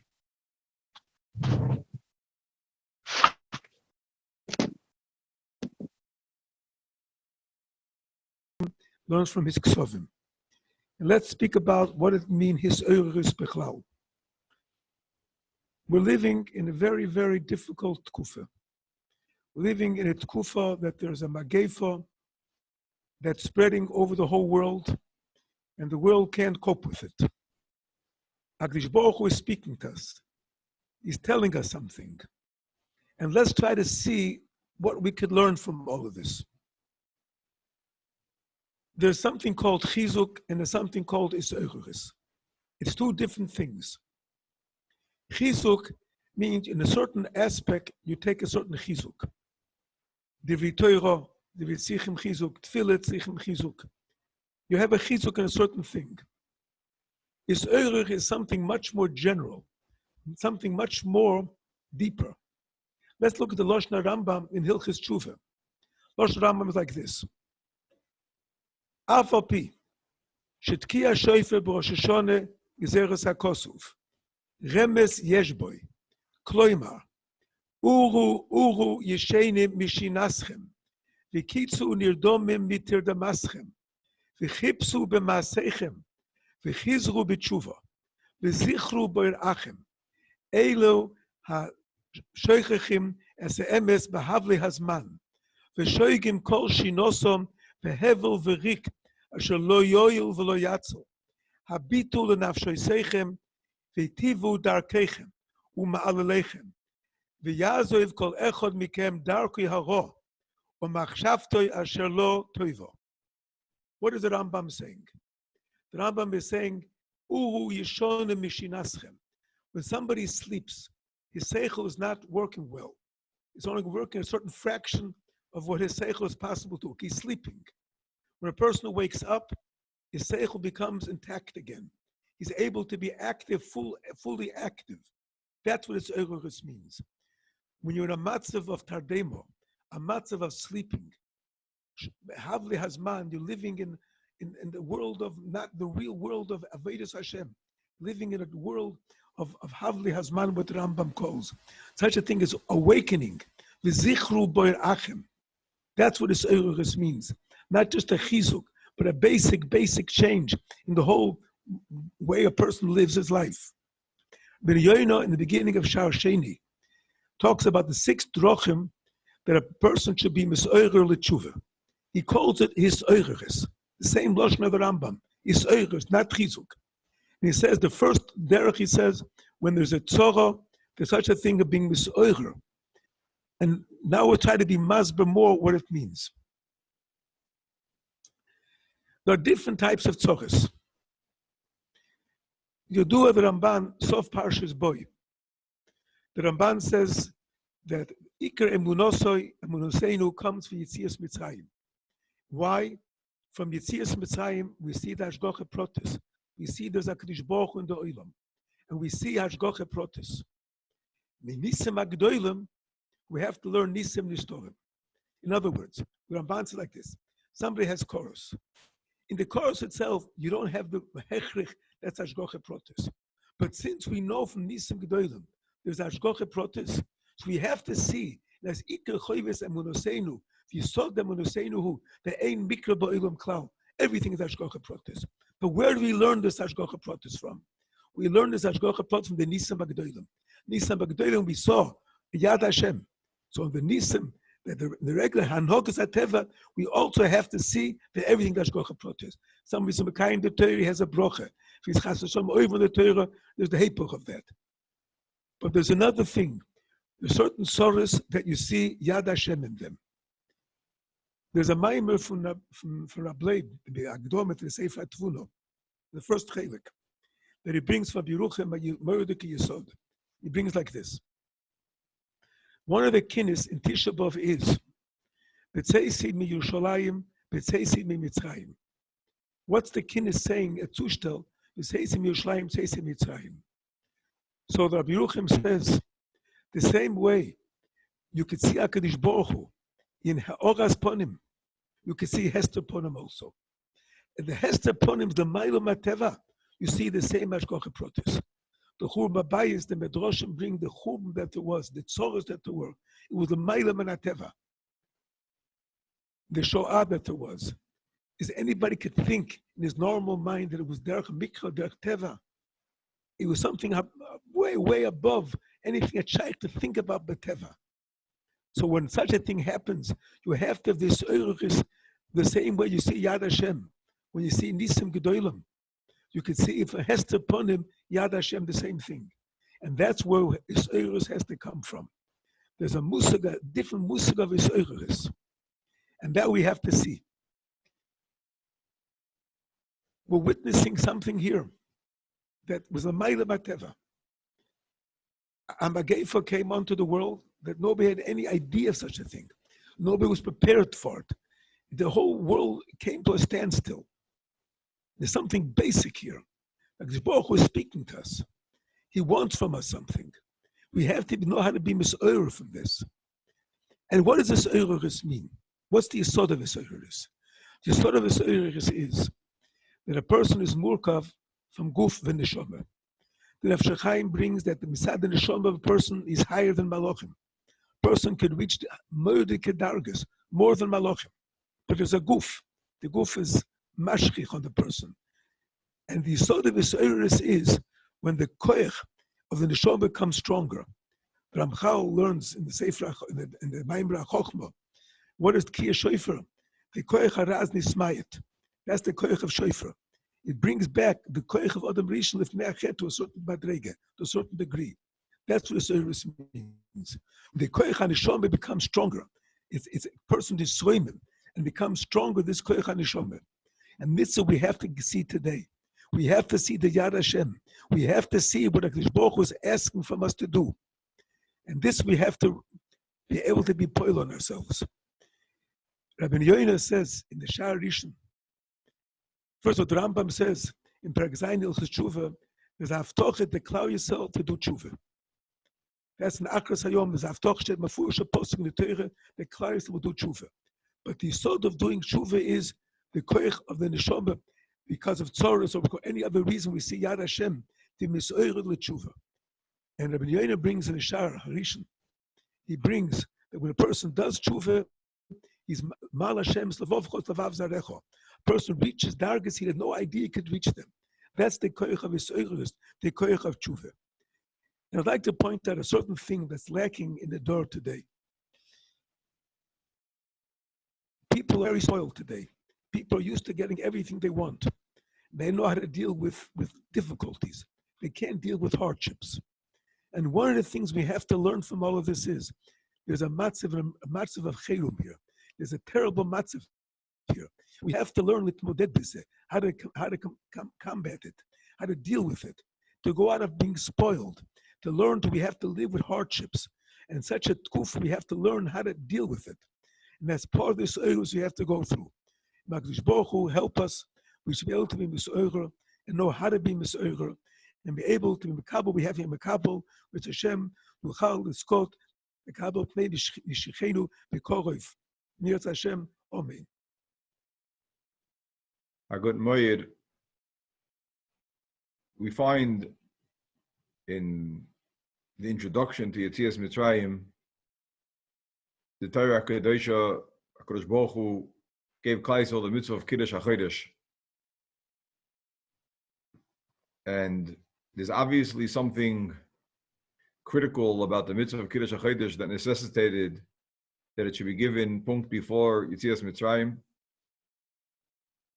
Rashi in the beginning of Bereshis actually says that the Torah HaKadosh should have started with the mitzvah of Kiddush HaChodesh. That's how critical it is. But it's obviously there's some deep interconnection between Yetzias Mitzrayim and Kiddush HaChodesh that required that punkt in the middle of Yetzias Mitzrayim, dafka the mitzvah of Kiddush HaChodesh, was the mitzvah that Klal Yisrael received. Chodesh as a. We find in Parshas Vayechi, in the beginning of the parsha, Rashi says, "Lama parsha zustuma lefishe nistum." From the time of Petiras Yaakov Avinu, nistumu eineim v'liban sheYisrael min hashibud. The Golus began from the time of the Petir of Yaakov Avinu, and that's connected somehow to the parsha Stuma, a closed parsha. There's no space between Parshas Vayigash and Parshas Vayechi. So there's some sort of connection between a parsha Psucha and a parsha Stuma. It's somehow connected to the beginning of the Golus, to the Petir of Yaakov Avinu. Nistumu eineim v'liban sheYisrael. Mesilas Yesharim, when he talks about the inyan of Zehiros, a person living with a cheshbon nefesh, a person taking the time out, his prime example of the Yetzer Hara, which doesn't allow a person time to think or make a cheshbon nefesh or live with a cheshbon nefesh, his prime example is the is power in Mitzrayim, tichbad ha'avoida, that Klal Yisrael shouldn't have time to think. Klal Yisrael shouldn't have time to be misboinin. And a person who doesn't have time to think is lost. At Kedei Kach, Shlomo says, the other extreme, that if a person just for rega kod, if a person just for 1 second would have time to think, he right away would live with the cheshbon nefesh and he would be mischared on his meisim. But the whole golus of Klal Yisrael began with the tichbad avoida, that they shouldn't have time to think. That's the inner golus, not just the work. The shibud of not having time to think. That's the connection to the inyan of Parsha Pchusa and Parsha Stuma. The inyan of Parsha Psucha, the inyan of having a revach in Parsha LaParsha, is today that Moshe Rabbeinu should be misboinin. The inyan is a revach lisboinin. It was a revach to Moshe Rabbeinu in Parsha LaParsha lisboinin. Moshe Rabbeinu had time to absorb, to think, to consider between every parsha of the Torah. And when there's no Parsha Psucha, when there's a Parsha Stuma, so the pshat is that there's no time to think. There's no time to be misboinin. So it's very appropriate that the Golus and the Shibud of Mitzrayim began with a Parsha Stuma, which means that there's no Revach Lizboinin, there's no time to think. And a person who has no time to think, that's Dafka, the Klip of Mitzrayim. The Klip of Mitzrayim was Tichbar Avoida. The Klip of Mitzrayim was that there shouldn't be time to think. So the Parsha Stuma, which is a lack of a Revach when Parsha Lizboinin, represents the lack of time for Cheshbon Nefesh. And a person who doesn't have time is an Eved. A person who doesn't have time is an Eved to his Ritzainis, is an Eved to his Negias, is an Eved to his Yetzirah. By default, like the Mesilas Yesharim says, because without Cheshbon Nefesh, a person's for sure going to be an Eved to all these forces. That's why the Golus began with a Parsha Stuma. Nistumu Einayim V'Libim She'Yisrael means that their eyes, which are the intellect, the seichel, the leiv, which is the emotions, they couldn't see anything. There was no time to see anything. There's no space to see anything. It's very interesting. The Sfas Emes points out that the end, the spitz of the Geula was Oz Yashir, was Kriyas Yamsuf, Zeh Keli Vaveu, Hashem Yimlech Le'on Lavoy. That was the goal, that was the Tachlis. And we find that the Oz Yashir is the ultimate Parsha Psucha. It's written, Ariach Gabi Levena, the space between every word, every line. What that means is that the Golus began with a Parsha Stuma. The Golus began with a black Parsha. The Golus began with no space, Lizboine, no time to think, no space to think. That's the beginning of the Shibud. That's the beginning of the Avdos, the beginning of the Tichbad HaAvoida. And the Golus ended, the conclusion of the Golus was the Shlemus of the Geula was the ultimate Parsha Psucha, the ultimate space, the ultimate time to think. The Shibud is there's no time to think, there's no time to be Lizboine. There's no time to look deeper. And the Geula is the ultimate Parsha Psucha, the ultimate space to think, the ultimate Revach Lizboinin. We find something very interesting. It's brought down b'Shem the Goyin that in the Bris Ben and Besarim there's a Shinui. The years of the Avdos are described as Arba Me'o Shana, V'inu Esam, V'avodim V'inu Esam Arba Me'o Shana. And yet, when it talks about the Geula, two psukim later on, it says the Dor Revi Yashuv Heina. The Dor Revi Yashuv Heina. Pasuk before this says Va'avodim V'inu Asam Rabam Yoshana. When the Torah Kadosh speaks about the Avda, speaks about the concept of time. Abam Yoshana. When it speaks about the Geula, it doesn't say and after that. It says V'Dor Revi. The door will go back. It should have said Shalosh Doros will work and the fourth door will go back, or vice versa. And the pshat is that Shibud means that Klal Yisrael is under the shlita of time. So Shibud and Golus is measured in time. Abba Me'oshana. Because man, a person doesn't have time and his schedule runs him, so he's an Eved. And Geula begins when a person takes the initiative. The Dor Revi Yashuvu Heina, that's the Gavra taking the initiative and taking charge of his life and taking charge of the Zman. That's Cherus, that's the Geula. So the Golus is measured in time because a person's under the Shlita of time. And Geula is measured by people, by the Gavra, by the person, by the Dor, who takes initiative, who takes charge of his life. We find something very interesting. The Rabban and Pashas Ba'al Leischa, on the word Pisoim, it says HaKadosh Baruch Hu suddenly appeared to Aaron and to Miriam. He says the word Pisoim means fast, speed, suddenly. He says that's the root of the word Pesi, a fool, a tippish, a shaita. He says a pesi is he doesn't have the time to take a second look at anything. He doesn't have the time to weigh anything. He doesn't have time to understand anything. Pesi yamin l'chol davar. Pesi believes everything because he doesn't take a second look at it. He only looks at the shitchias of it. And the word pesi of a fool is rooted in the word pisoim, which is no time, fast. But the Rabban Parshas Mishpatim adds on to that. He says that the word yifate, which means to seduce, literally, says the Rabban Parshas Mishpatim is rooted in the word pesi, because the way the Yetzer Hara or somebody convinces or seduces somebody else to do something foolish is by the person being superficial and not taking the time to consider the ramifications of that. Pisoim, speed, pesi, fool, and yifate, to seduce or to convince or to persuade, are all rooted in the same word. The Yetzer Hara is described in the Torah as yiftel levavchem, as persuasion, as seduction. How does he do it? Because if there's no time, pisoim, he turns us into a pesi, and that's the yifta, that's the mefata. Pisoim, pesi, mefata. When there's no time, a person doesn't have time to consider and weigh and be misboinen. Yetzer Hara turns us into a fool, and that's the whole koyach of the Yetzer Hara. Those are the two Rambans, Baal Loischan and Mishpatim. So now we can understand why Parshas HaChodesh preceded Yetzias Mitzrayim. Parshas HaChodesh means that a Yid has the ability to inject Kedusha into time. But not only has the ability, he's the one who has to do it. Bezdin has to be Mekadesh. Mekadesh Yisrael V'azmanim. It has to come from the person. And the Yesod of Kiddush HaChodesh is that we are shoyled over the Zman, and not that the Zman is shoyled us. Zman is shoyled us means that the time goes by, and we follow after the schedule. And Kiddush HaChodesh means that we are Mekadesh HaChodesh. Mekadesh Yisrael V'azmanim, and Yisrael is Mekadesh Azmanim. So if the Golus began with a lack of time, a Tichbad HaAvodah, and the Geula ended with a Parsha Psucha with a Revach L'Zboinin, Golus began with Abba Me'yoshana and it ended with Dor Revi. So Kiddush HaChodesh is the expression of that shlita over Zman that a Yid has. That he has the time because he controls the time and he controls his own destiny and he controls his own schedule. And he has a Revach L'Zboinin, and then he stops being a Pesi and a Pisoim Dika person. That's the Yesod of Kiddush HaChodesh, the shlita over Zman before Yetzias Mitzrayim. The Yohrtzeit of the Mashgiach, Zecher Tzadik Kodesh Levracha, even though I wasn't a Talmud, but I heard and I learned, and the Briach HaTichain of everything he taught, at least it would seem, is the inyan of Das, of a person living with a cheshbon, or a person living with machshava. And for that, a person has to have the time to do it. And he has to understand the necessity of doing it. And he has to understand that that's what defines whether the person's a mention, whether he has that revach, whether he takes that revach l'zbainin or he lives a pisoim dika, not shokol dika life.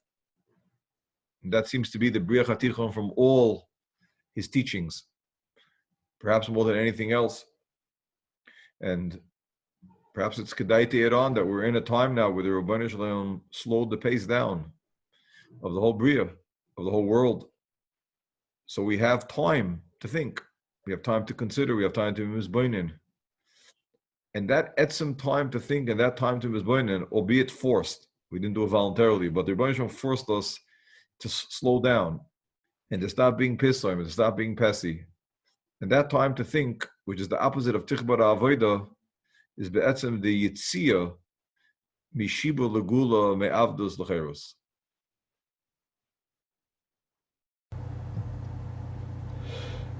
I remember myself sitting with a mashgiach after the 9/11 when the Twin Tower came down. And I asked him, what does the mashgiach say about the event?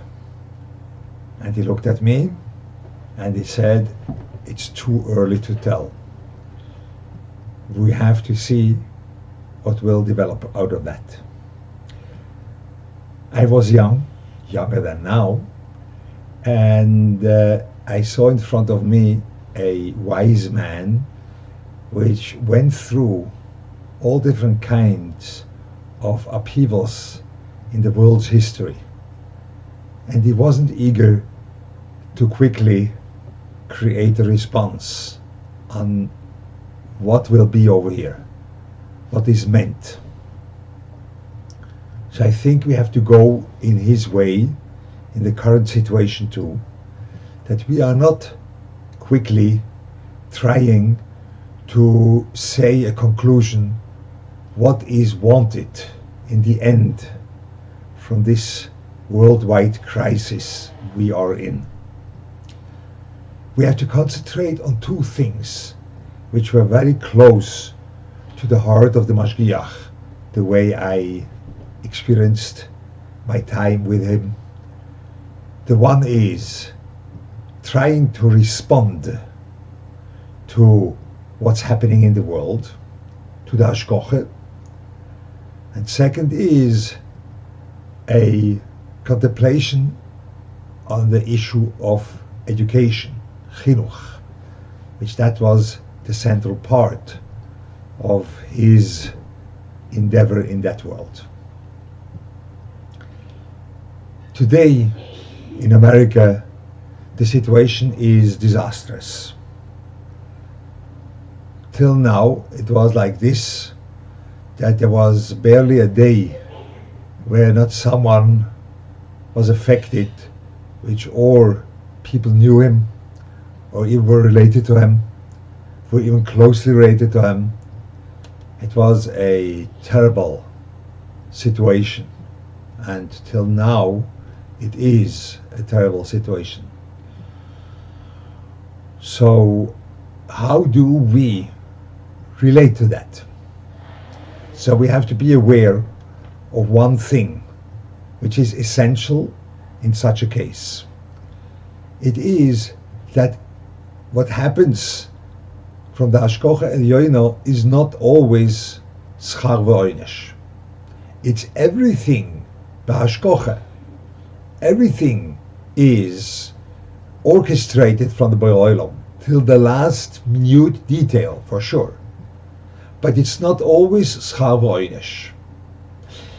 And what we are going through now, it sounds that this is an instant where the Borei Olam himself has a plan which is hidden from us.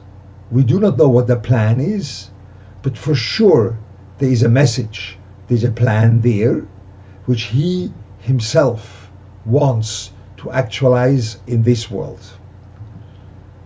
So our work is not trying to understand the plans of the Borei Olam, because those plans are above us. They are above of our understanding. We do not see what will be. Only we are clear and we are confident that something will come out of that. That there is a plan by the Borei Olam, which is hidden, but it's there, the plan is there, and the Borei Olam will make that purpose happen, for sure. It was similar like in Egypt, where we all were in the Golus and we had no clue what will be. Only we had a clarity and a confidence that there will be something. But we didn't know what will be exactly. We did not know. Only there will be an outcome of this disaster in Egypt. The same way there will be an outcome of this disaster we are in now. So this approach makes a person feel more purposeful when something tragic happens in his circle. Is it the family? Is it the circle of his acquaintance or people he knows? But the tragedy which comes in is not a tragedy which we have to break our head. Why did the person deserve it? It's not schar v'oinesh. It is a plan of the Borei Olam which is hidden in front of us, which in front of our eyes is revealing itself, is unfolding. But you don't know what will be the end of this picture which unfolds. but there is for sure a picture unfolding in front of us. So that is a source of a certain comfort when a person goes through a difficult time in his family, that he understands is not his thing, it's not his fault, or it's not a midas hadin in the regular sense, which is making the cheshbonis of schar v'oinish, deserve or not deserve. There is a plan, and this plan needs to be carried out in the way the Borei Olam carries it out. We don't have a say in that, but this is our place in the Hashkocha. And when we learn the Hashkocha in that way, this is a way that we are much more prepared to accept and to go through and understand. It makes sense what the Borei Olam does, even though we don't grasp that sense, but for sure, because there is something which he does even without any intermediate factors. It's himself. It's a thing which came out of nature, which you call that Hateva is Elokim. And the Borei Olam did it himself. There was even no man involved. There was no mean person involved. There was only what happened, and the Borei Olam made that happen. So I think that is the living through the Hashkocha. We have to get used to that we are now part of a very big plan from the Borei Olam, which we are not able to understand, but the plan for sure is evolving in front of our eyes. The second thing is education. I think something happens now to the Jewish people which puts us back to a certain point where we wanted to leave that point. The point is that we were extensively relying on the institutions to educate our children, even to educate ourselves. There is a self-education in being involved in business, in being involved in the community too. But there is a lack of self-education between you and yourself. And it wasn't a necessity, because as long as I am arranging myself, going through the educational system, is it a school, is it a yeshiva, is it a university, is it whatever it is, but I go through this system in a way which is successful, that means I succeeded in being educated. Today, these systems, they are not functioning in the normal way. And we have to think back, how do we educate ourselves? How do we create education in our own family? How do we create education for our children and for ourselves, not relying on an outside factor? Relying on our own, you call that hisboinenus. That means you want to contemplate, to think about what has to be done between you and yourself. So this is what I think we have to concentrate. Hisboinenus on education. Hisboinenus on what is revealed in our children. What shows up. What are the surprises? A hisboinenus is built on that first I give the reality, the entitlement, that the reality is able to surprise me. We gave up on that. We feel that we are very clever and the reality never surprises me. I know my children, I know my boss, I know my wife, I know everyone involved in the picture. But that's not true. Then you are not misboinen. Then you don't contemplate. Contemplation is that the reality which you seemingly know exactly what's in there, you give that reality a chance to surprise you. You're looking for a surprise, something which you didn't expect. And this unexpected part, as small as it is, this has to be explored and thought about. You don't have to know the truth in the beginning, but you have to try to work on it, to try to explore it, to try to broaden it, to try to go for things which you are not sure whether they will work, because you create your own mahalach in education. You create your own relating to your children. When you are surprised from a thing, go for it. Try to expand that. Try to go in an unknown territory, even though the children and the environment is known for you. But you try to go in the unknown. The most exciting things which happened when I knew the Mashgiach, that he was constantly daring to go into unknown territory.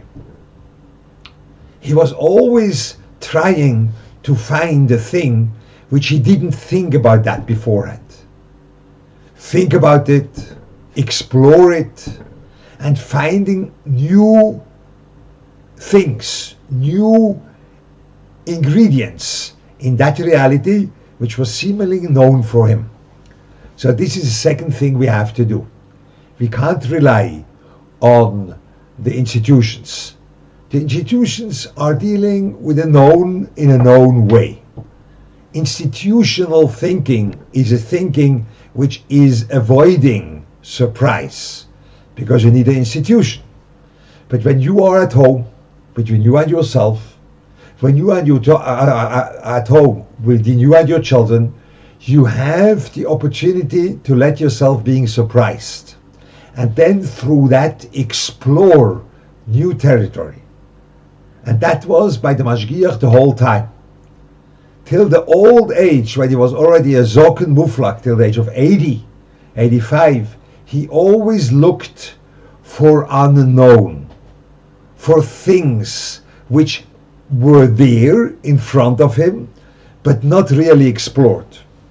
I remember when I was sitting by a chassan of a friend, and I told him I found a chazal, what is the connection between heart and brain, moyach v'lev. And that was a chazal which was unexpected. The Rebbe Chaim brings it in the Shar Aleph. He quotes the chazal, he doesn't say it wordly, but he says the marimokim. So I told the Mashgiach this chazal by the chasana. The chasana for the Mashgiach was over. He simply jumped on that, a thing which he thought years and years. But that chazal was unexpected for him. So he wanted to explore that further.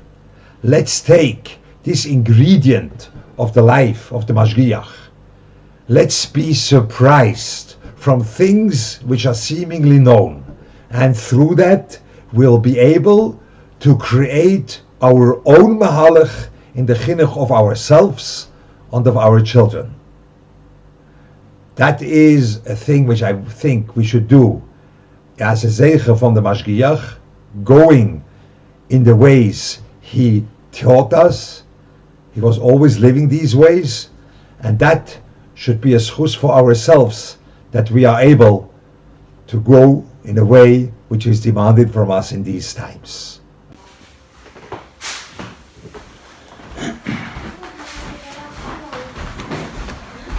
It says about Hashem, Lecho dumio tehilo. Shevach for Hashem is to not to say. You can't say anything. It's the same when we talk about an Odom Godel, Odom HaGodel Ba'anokim, we could say the same. Lecho dumio tehilo. We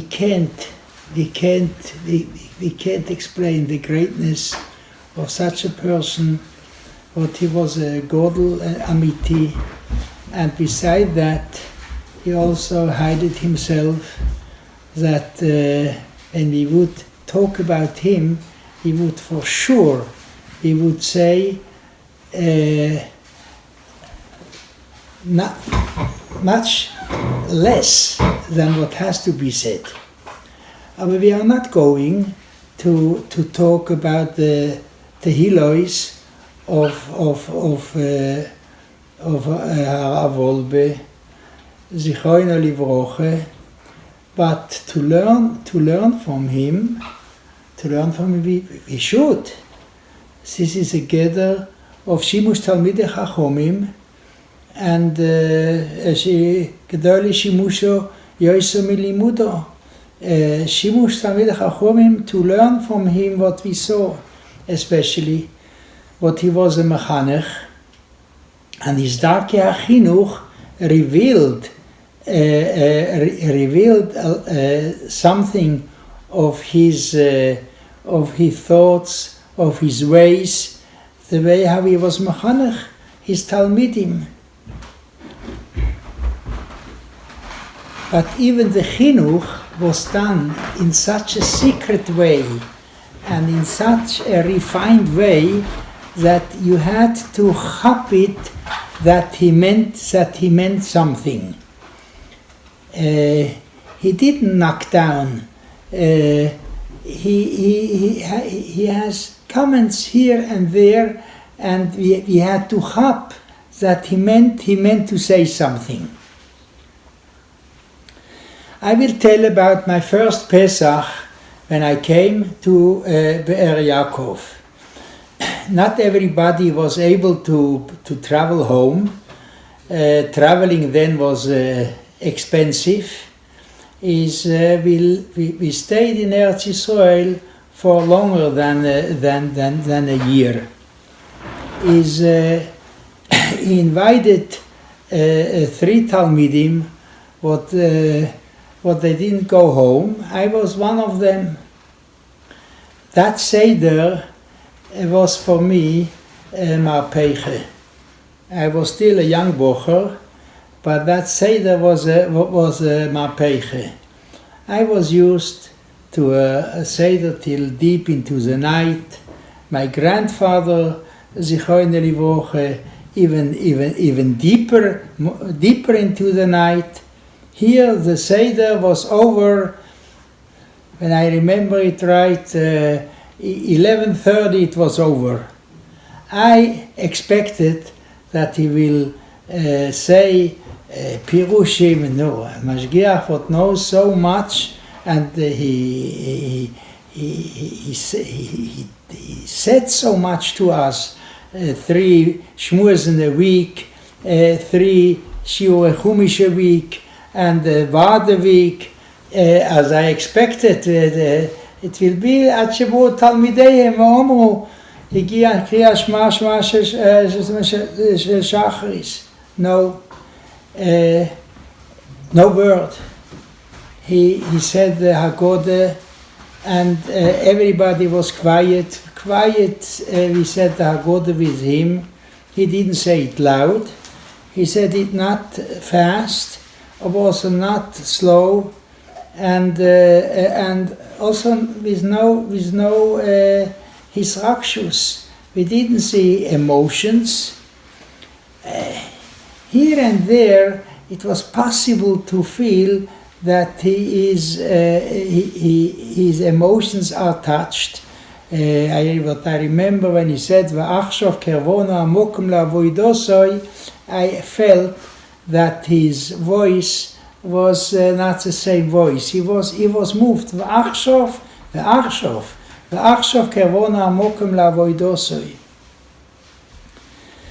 But even so that nobody said a word. There were 6 guests and 6 Bnei Bayis, children in the ages from 15 till 5. Everybody was glued to him. We didn't say anything. But what we saw Yohrtzeit Mitzrayim. This is what we saw. Leman ha'emes, I have to say that once he said something, and this was catered to the children. It was deep into the Haggadah, כל מקו ומקו שהביא הקדוש ברוך הוא על המצרים סמוי של 4 מקו, של 5 מקos, then he explained how it could be that from 1 make he turns to be 4 or 5 makes, as he with in a very interesting way he gave us a picture how it looked like a makastam, all the side effects what came out from a makastam, those were the 4 or the 5 makas what came out. It seems to be the children were waiting for that we could call it a show. It was not a show, but it was dramatical. This I understand that other years he also said it. This was a highlight for the children, but it was not the highlight. The highlight was the Seder itself. That seriousness, what the Haggadah was said. Everybody was glued to him, and it made such an impression. What till today I am inspired by it. B'shas HaSeudah, one of the Bochrim, it's Rabbi Israel Rokovsky Shlite, he had the guts to ask something. During the meal, he asked how it's possible Chayev Odom Lirois es Atzme Kilu Hu Yotzu Mitzrayim. We didn't leave Mitzrayim. How do we do it? Chayev Odom Lirois Atzme Kilu Hu Yotzu Mitzrayim. I didn't go out from Mitzrayim. As he answered, he said, "You are an American. They are Swiss. Me, I am from Berlin. You have to get out from being an American. They have to get out from being Swiss. And me, I have to get out to be somebody from Berlin." This is בעצם נוגע to the Leil HaSeder, to the Yetzias Mitzrayim. It means to everybody has his Mitzrayim, what he has to go out, or we are not able to go out. Hashem takes us out, and to let us Hashem to take us out from Mitzrayim. But we understand that it's more than that. It seems that this was a motive in his whole life to become more and more a Yid. More Yid. Das ist jetzt hier aus Mitzrayim, aber das ist in general. Zu sein wir geworden Jiden. To become a Yid.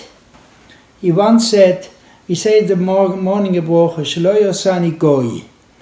Then we should ask ourselves, I am real a Yid, I am real feeling like the Yid, living like a Yid, have the goals of a Yid. How much is Yiddish? Is Yiddish by me? Mr. Thomas is saying we have to think about Shlosani Evet, Shlosani Isho, but here we are talking about Shloyosani Goyi.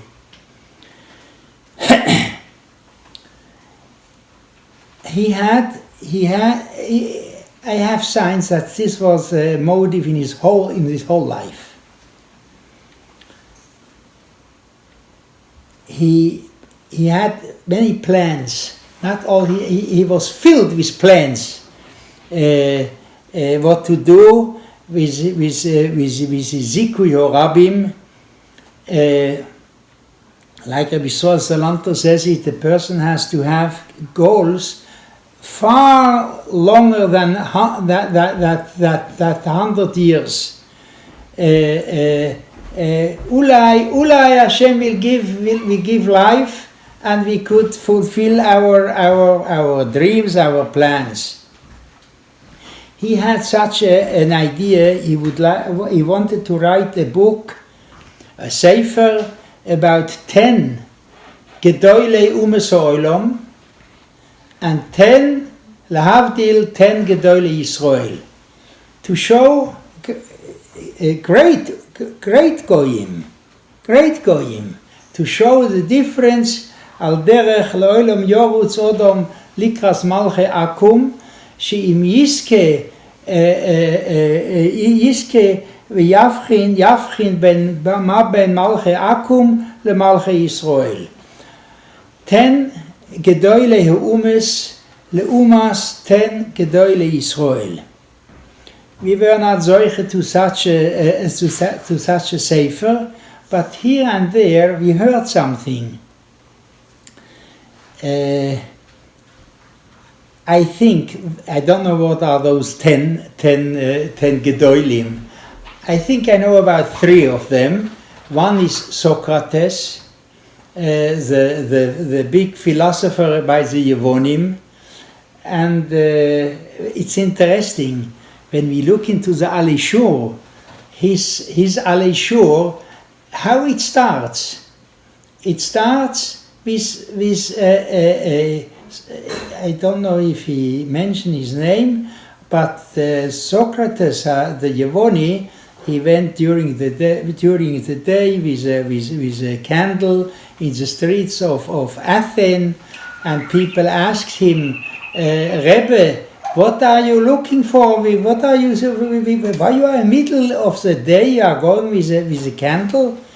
As he answered, I am searching, looking to find Odom. Odom. Das ist godless. Klal Yisrael knows. This is the way how he starts his sefer. Klal Yisrael knows was it as a godel, was it as a mensch, was it as a Odom a godel. We know about it. We know about the Chazon Ish. We know about the Chofetz Chaim. We know about godless. This is how he starts his sefer. It shows that this was his motive in life and in his sefer. Another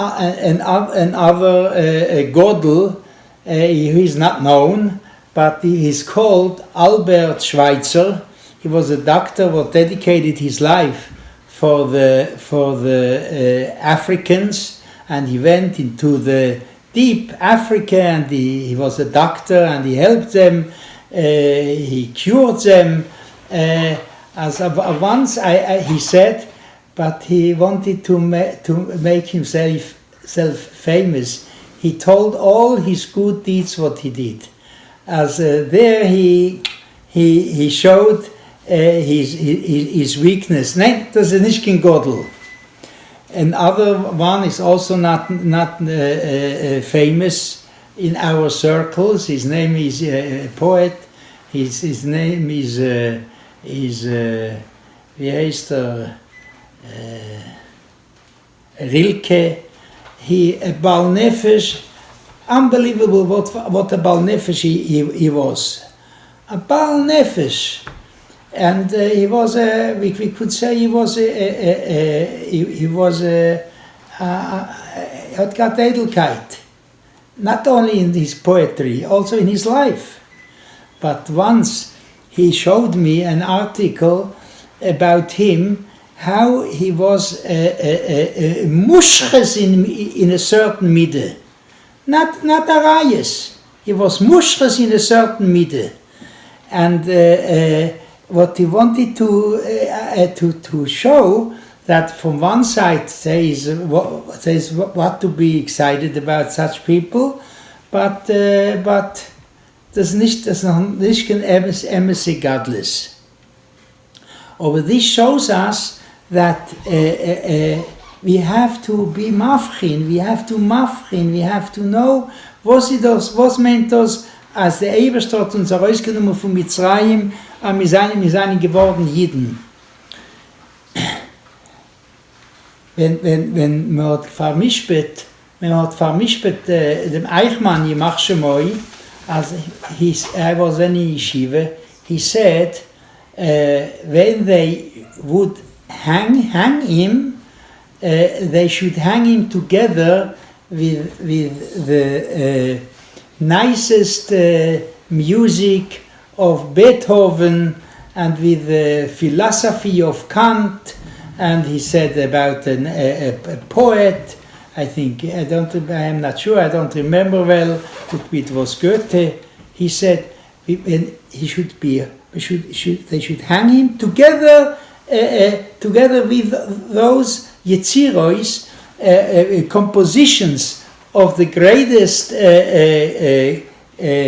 people what that culture brought out, to show that there's not a stire between what they did, what they invented, and that Rosh Merusha, what they are hanging now. We see again he worked on it. He worked on it to become Yidden more and more. Of course, what we know more is how he was machanech us. I remember when I came to Be'er Yaakov, even though he knew about me, but he asked me who I am and where I am coming from, and I said from Switzerland, and I was quite proud to be a Swiss. Then he started to talk Lashon Hora about the Swiss, because he was a certain time in Switzerland. He learned in a yeshiva in Montreux. As he talks so negatively about them, I didn't understand what he says, what he wants from me. Over the years, I understood he tried to disconnect me from to be a Swiss and to become to become a Yid.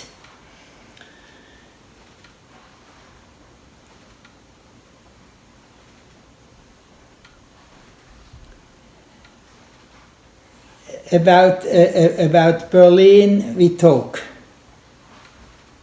About Switzerland we talk a little bit. Once another time he said, what is the mentality of Swiss people? He said, it's interesting what he said. It is so edel. I didn't feel that he's knocking me down. But it entered, and it entered deep. He said, Switzerland. First of the Swiss are Bala Hispailes. They are excited about the Alps, about the mountains, of the beauty, and the Hispailes, it's enough, nothing more. This once he said, and another time he said, Switzerland didn't bring out Gedolim. Gedolei Heumes, not Gedolei Israel.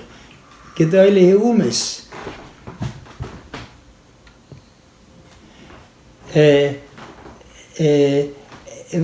Why? I don't remember if it's why. It could be it's because there were no wars and they were not forced to grow. They are happy what they are, but B'shas Maisa I didn't feel that he meant me. Over after a while, I hoped he wanted to say to me something. Das ist die Yetzias Mitzrayim of a Swiss. But what is more important now for us is what he said about America. As I said, the American has to get out from the mentality of an American. He said also good things about American. He was not one-sided. Definitely not.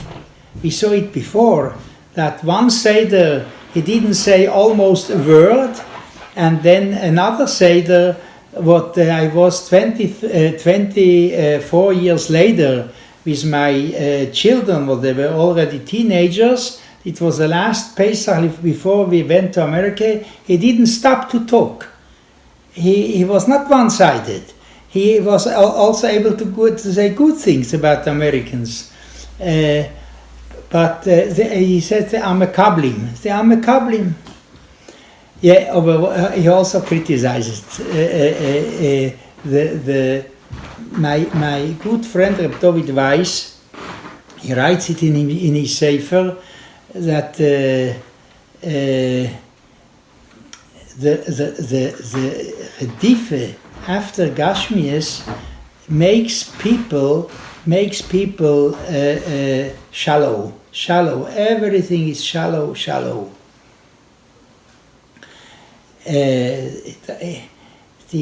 Das ist Ashkie. In America we are drowning Gashmias. It was once a bocher who went for 1 year in America, and that Purim before he left, he was shiker. He was shiker in Purim, and people, the bochim knew that he's going to America, as they asked Rav Wolbe, is America makes a person shiker? He said, was heißt America? Only to think going to America is already shiker. Das ist Meshaker, das makes numb all the feelings of Kedusha, of his Oirerus, of his Karvus Lashem, and everything turns Chitzonius. What the terrible part in it is that even our avoidance Hashem became kuloi chitzonius. From what we see now, from the terrible Geseire, what we are going through, that coronavirus, we see that the Hashgoche took away all the chitzonius what we have in our avoidance Hashem. No minion, no minion. No voice. Everybody has to down by himself. No, it's much easier to go to a minyan. It's like to go on a train, and the train is, we are jumping on the train, and we hope he goes fast, and then it's over. The people are they don't know what to do with themselves, because there is no self. Das ist ein Teuzor von die Shitries. It seems to be Hashem doesn't like our chumras, how much midas roes are in chumras, his nasus, what we feel we are something special with a chumra, and how many nervosity is put into it. It makes us angry about our bnei bayis. Ki'ilu adosis avodas Hashem. It seems to be we can't do this year all our chumras. Hashem doesn't like those chumras. Why not? Because by us the chumras are chitzonius. Our canoas HaKadosh Baruch Hu doesn't like. He once said, why the Arabs 40 years ago, why the Arabs have a koyach on Yidden. We suffer from terrorism. Hashem Yishmor v'Yerachem is because our Yiddishkeit became similar to that of the Arabs. Achzorius and Rishes and Ra, and everything is covered with kanoes. Another chitzonius is our chasanas. Our chasanas, we see it, Baruch Hashem, today are also chasanas, but very tzonua. It shows that our chasanas are what takes over is the chitzonius of the chasana, and the chasana itself is drowning in an ocean of pictures and picture here and picture there. The whole Indian of picture, idoch chitzonius. He once said, about a chuppah, where they took picture, he said, I don't understand. A chuppah is a picture of what goes on in a higher world. And we are making pictures from a chasene. The chasene itself is a picture. But the point is, das ist chitzonius, shiba chitzonius, and it goes worse and worse. Today, for every move is a picture, and a picture, and it's sent. The Gashmias, it's not only Gashmias to what we are eating and drinking, it's also technology, is also be'etzem chitzonius. Is be'etzem oichet chitzonius, no? Now it's in good use. But to believe and to trust, and this should fill our lives. This would be chitzonius again. Mistome, the list could go on and on, but from all what happens now is we see that we have to come back to ourselves. I think about Pesach, what we can't travel to parents and to in-laws and to friends and to siblings. I thought about it. Pesach by us is migration. Where I am the first days, where I am the last days, and the Pesach itself is drowning. What we talk here is we are coming to an end. What we talk here, it's be'etzem die Gemara in Broches, Retzoineinu lasos retzoinecho. Umi ma'akev se'or shebe'ise v'shibut malchies. Is about se'or shebe'ise we will not talk now, but das ist Rashi sagt, das ist Yetzer Hara. Und Shibud Malchies. Shibud Malchies doesn't let us to do Avodas Hashem. It also die Sache that we are not so bad. Retzoineinu lasus retzoinecho. A Yid wants to do Retzon Hashem. He wants to get close to Hashem. Das ist a Yid, a famous Rambam, Makin Oisoi, Achoy Meroitze Ani. Retzoineinu lasus retzoinecho. Umima Akef, Shibut Malchies. We don't hap that how much we are Goyishkeit entered into our life, not only into our life of Avodas Hashem. This is what we mentioned, all that Chitzonius. Das ist all Shibud Malchies. Leila Seder, Pesach Bichlal, this is a time what we want to get out of it. A sharp line. What Wolbe was a gewaltiger Balmusser. He said, you know, where are we holding? I saw a moirdiger Tiferes Yisrael auf die Mishne in Sof Soite, ein Deurish, ein Mevakesh, ein Shoyel. We made peace with the life what we have now, and be'etzem we would like go back to normal. But I think this would be wrong. We have to make progress. We have to back to normal means to normal what we think is normal. Our American life. This is normal. We have to get used to a new normal. Ani Hashem Elokechem asher yitzeisi eschem me'eretz Mitzrayim lihayois lochem le'elekim. But we are not far from it. Retzoineinu lasos retzoinecho. We have only ma'akvim. The Se'or shebe'ise, the Yetzer Hara is ma'akev. That's also not me. We should not identify ourselves with our Yetzer Hara. We have to learn that Yetzer Hara, that's not me. There is another me.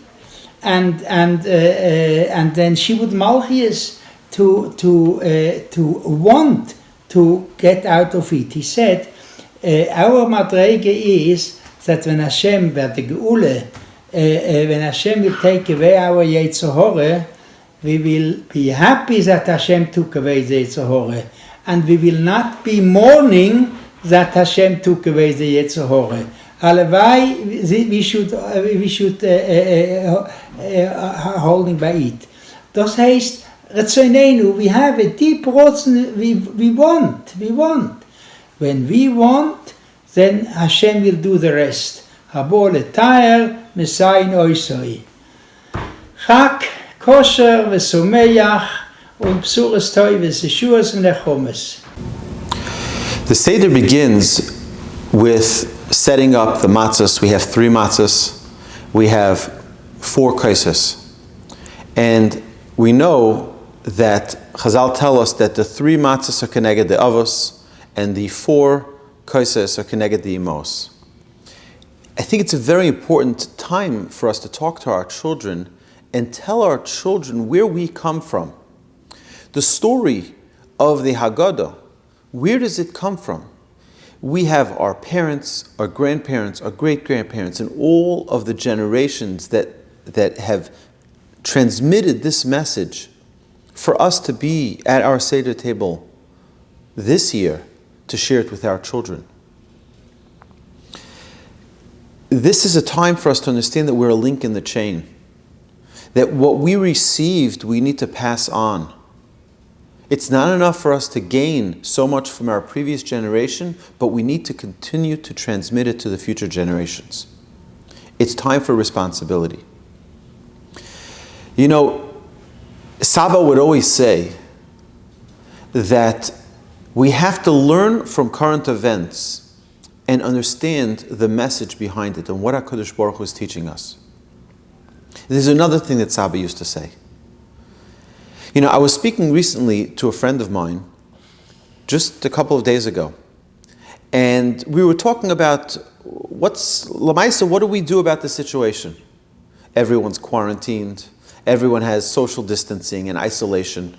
What's the limud? What can we learn from it?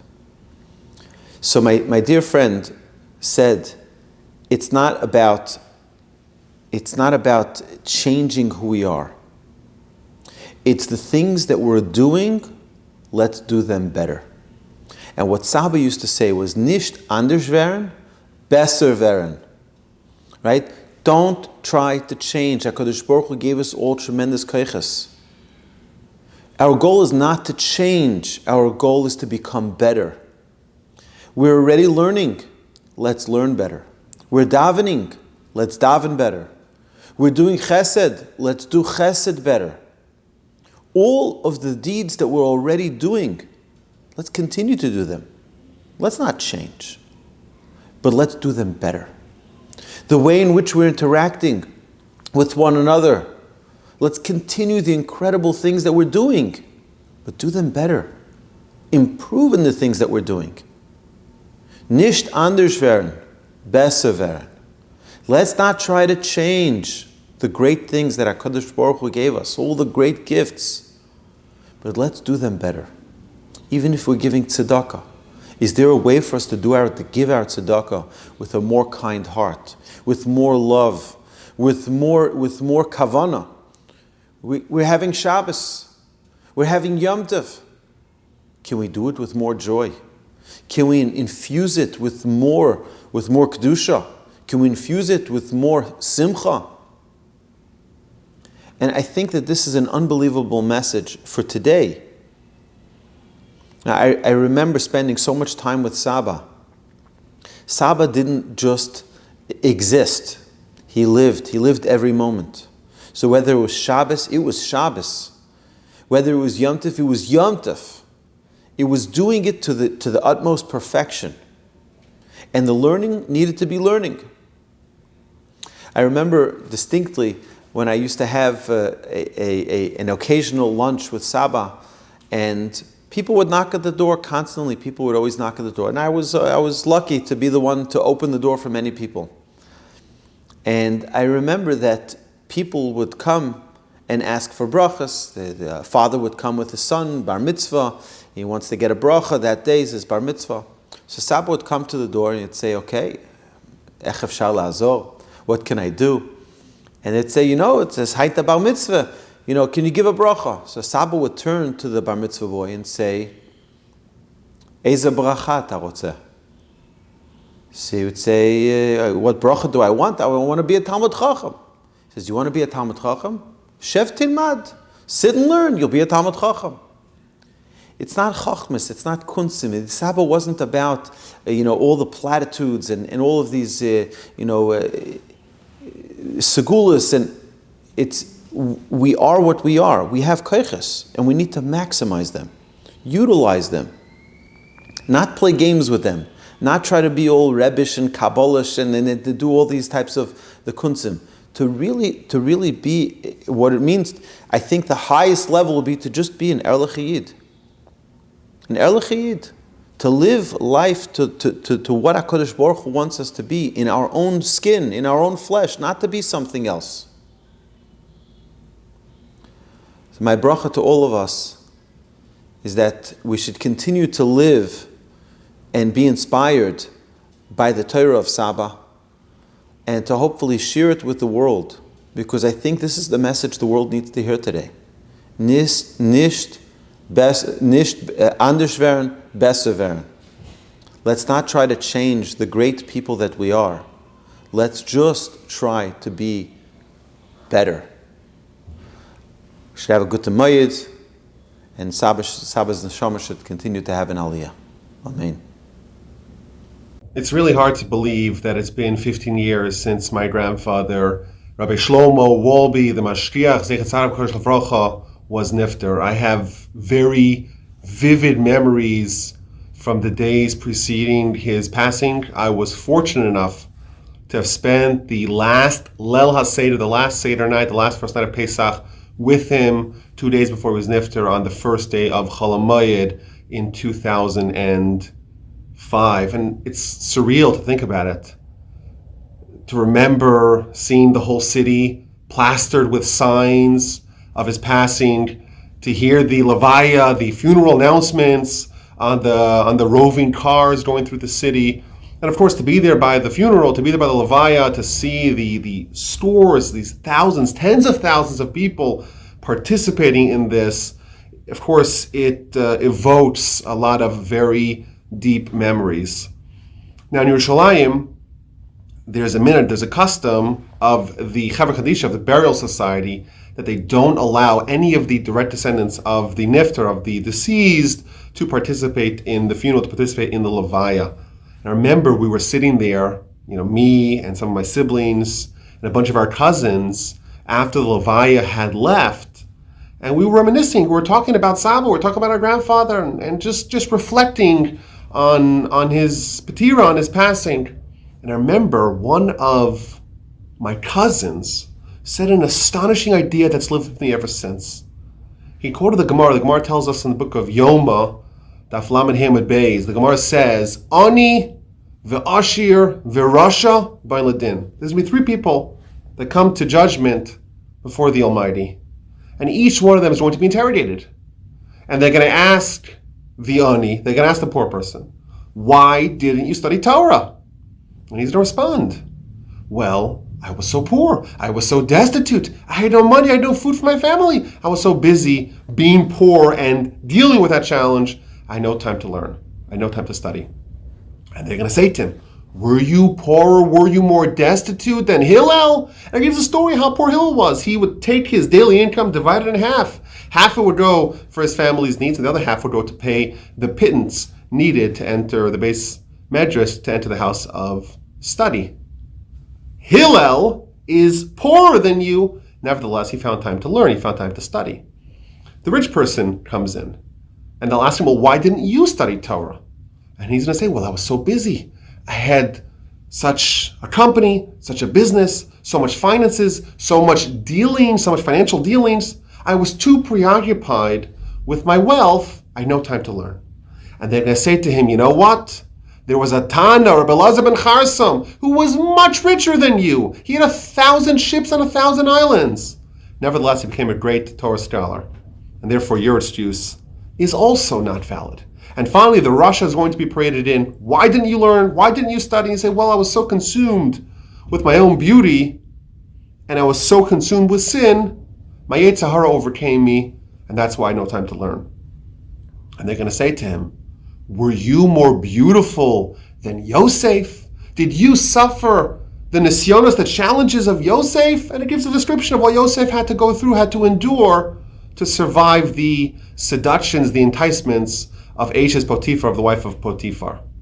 And the Gemara ends, the Talmud ends. Nimtza, Hillel Mechayev es Aniyim. Hillel is going to obligate the poor people. He's going to obviate their excuse. He's going to dispel their excuse, and therefore they're no longer going to have anything to stand on, and he's going to obligate them. The great rabbi who was very rich, he is going to obligate the people who are rich. They have no excuses of why they didn't study, why they didn't become great. And Yosef and Joseph, he is going to mechayev the Rishaim. So my cousin says something very profound. There's going to be a fourth person that comes before God. There's going to be a fourth person that comes to judgment. And the Almighty is going to ask him, why didn't you study? Why didn't you become a Torah scholar? Why didn't you make something great out of yourself? And he's going to say, I had no firm backing. I had no support. I had no rabbinic pedigree. I wasn't trained to become a Torah scholar. I wasn't reared. I wasn't encouraged. I wasn't coaxed to learn.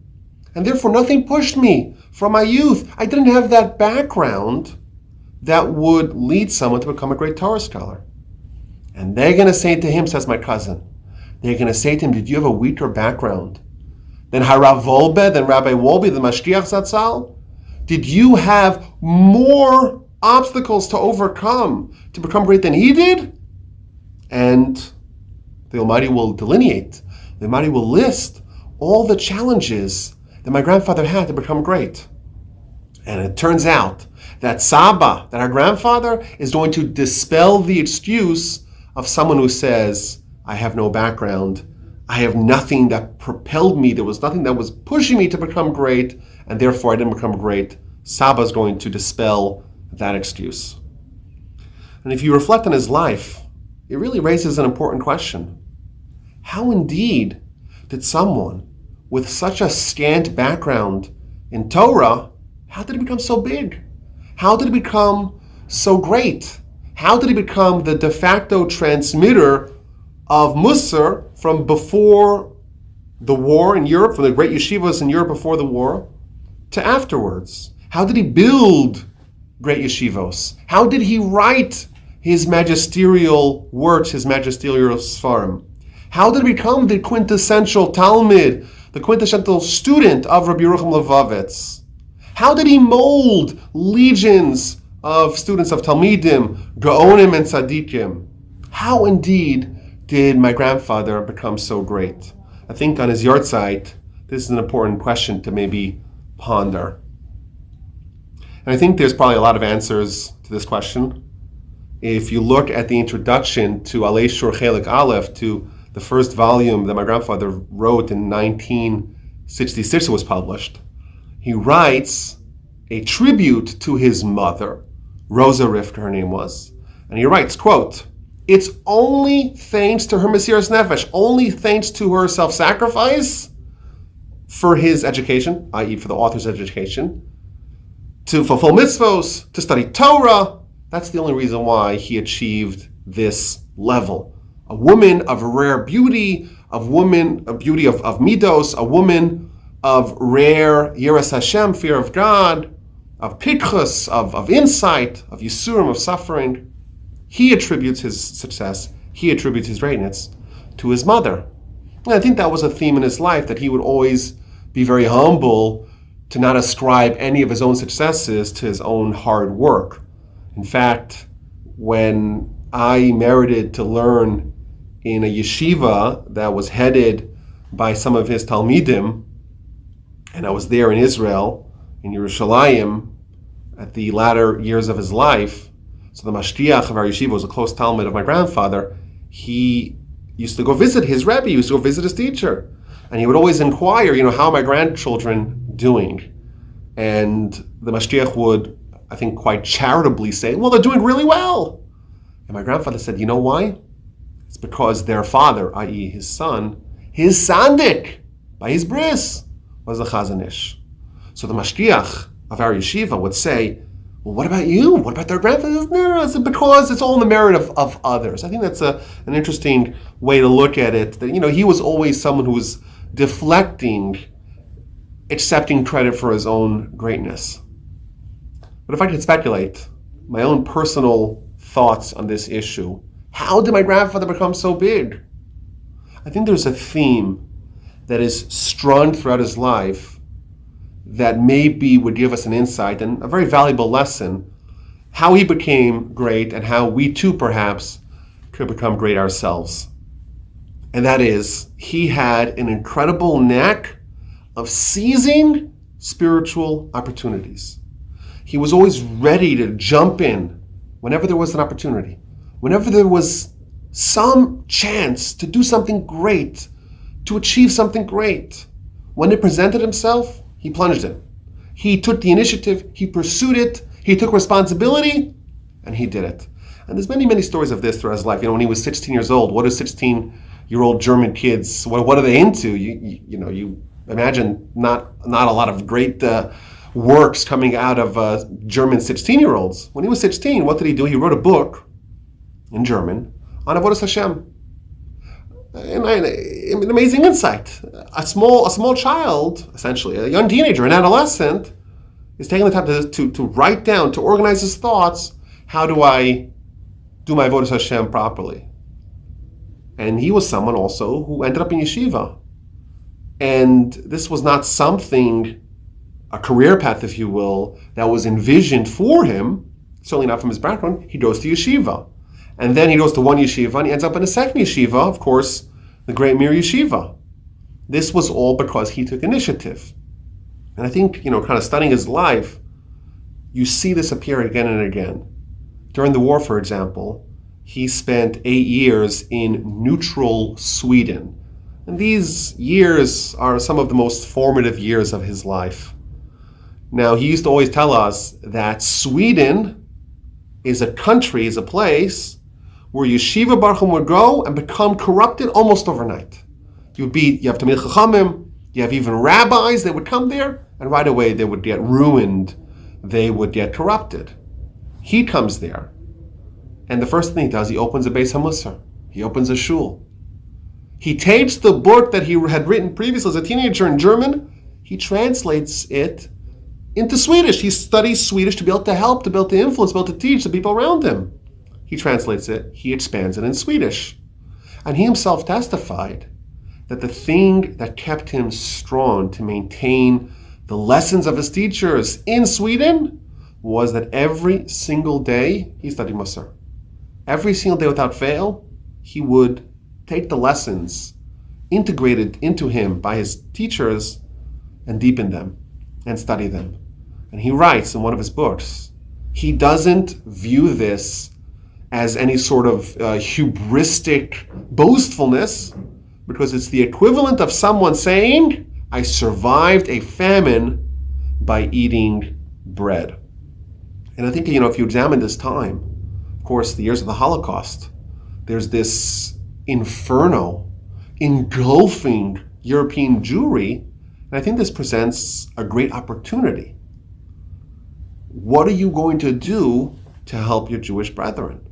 What initiative are you going to take to make a difference? And when we look at his activism in Sweden, it's astonishing. He joins the Vad Hatzalah. He manages to secure hundreds of visas that saved yeshiva students, that saved yeshiva bachram.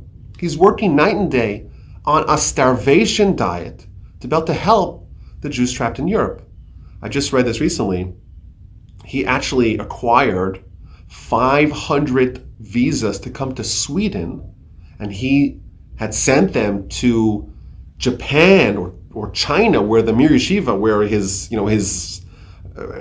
brethren in the yeshiva were, to get them to come to Sweden, but they they would have gone, but they were not allowed to use the Trans-Siberian Railroad once the Russians got involved in the war.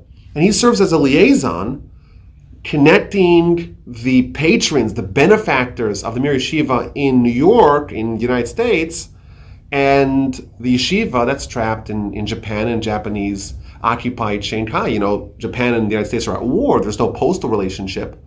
And the yeshiva can only subsist, can only survive thanks to fundraising dollars. And of course, fundraising for yeshiva in China during the war is probably not that fruitful of an endeavor. So you have American people, primarily Reuven Kalmanovich, the Rosh Yeshiva of the Mir in Flatbush in Brooklyn.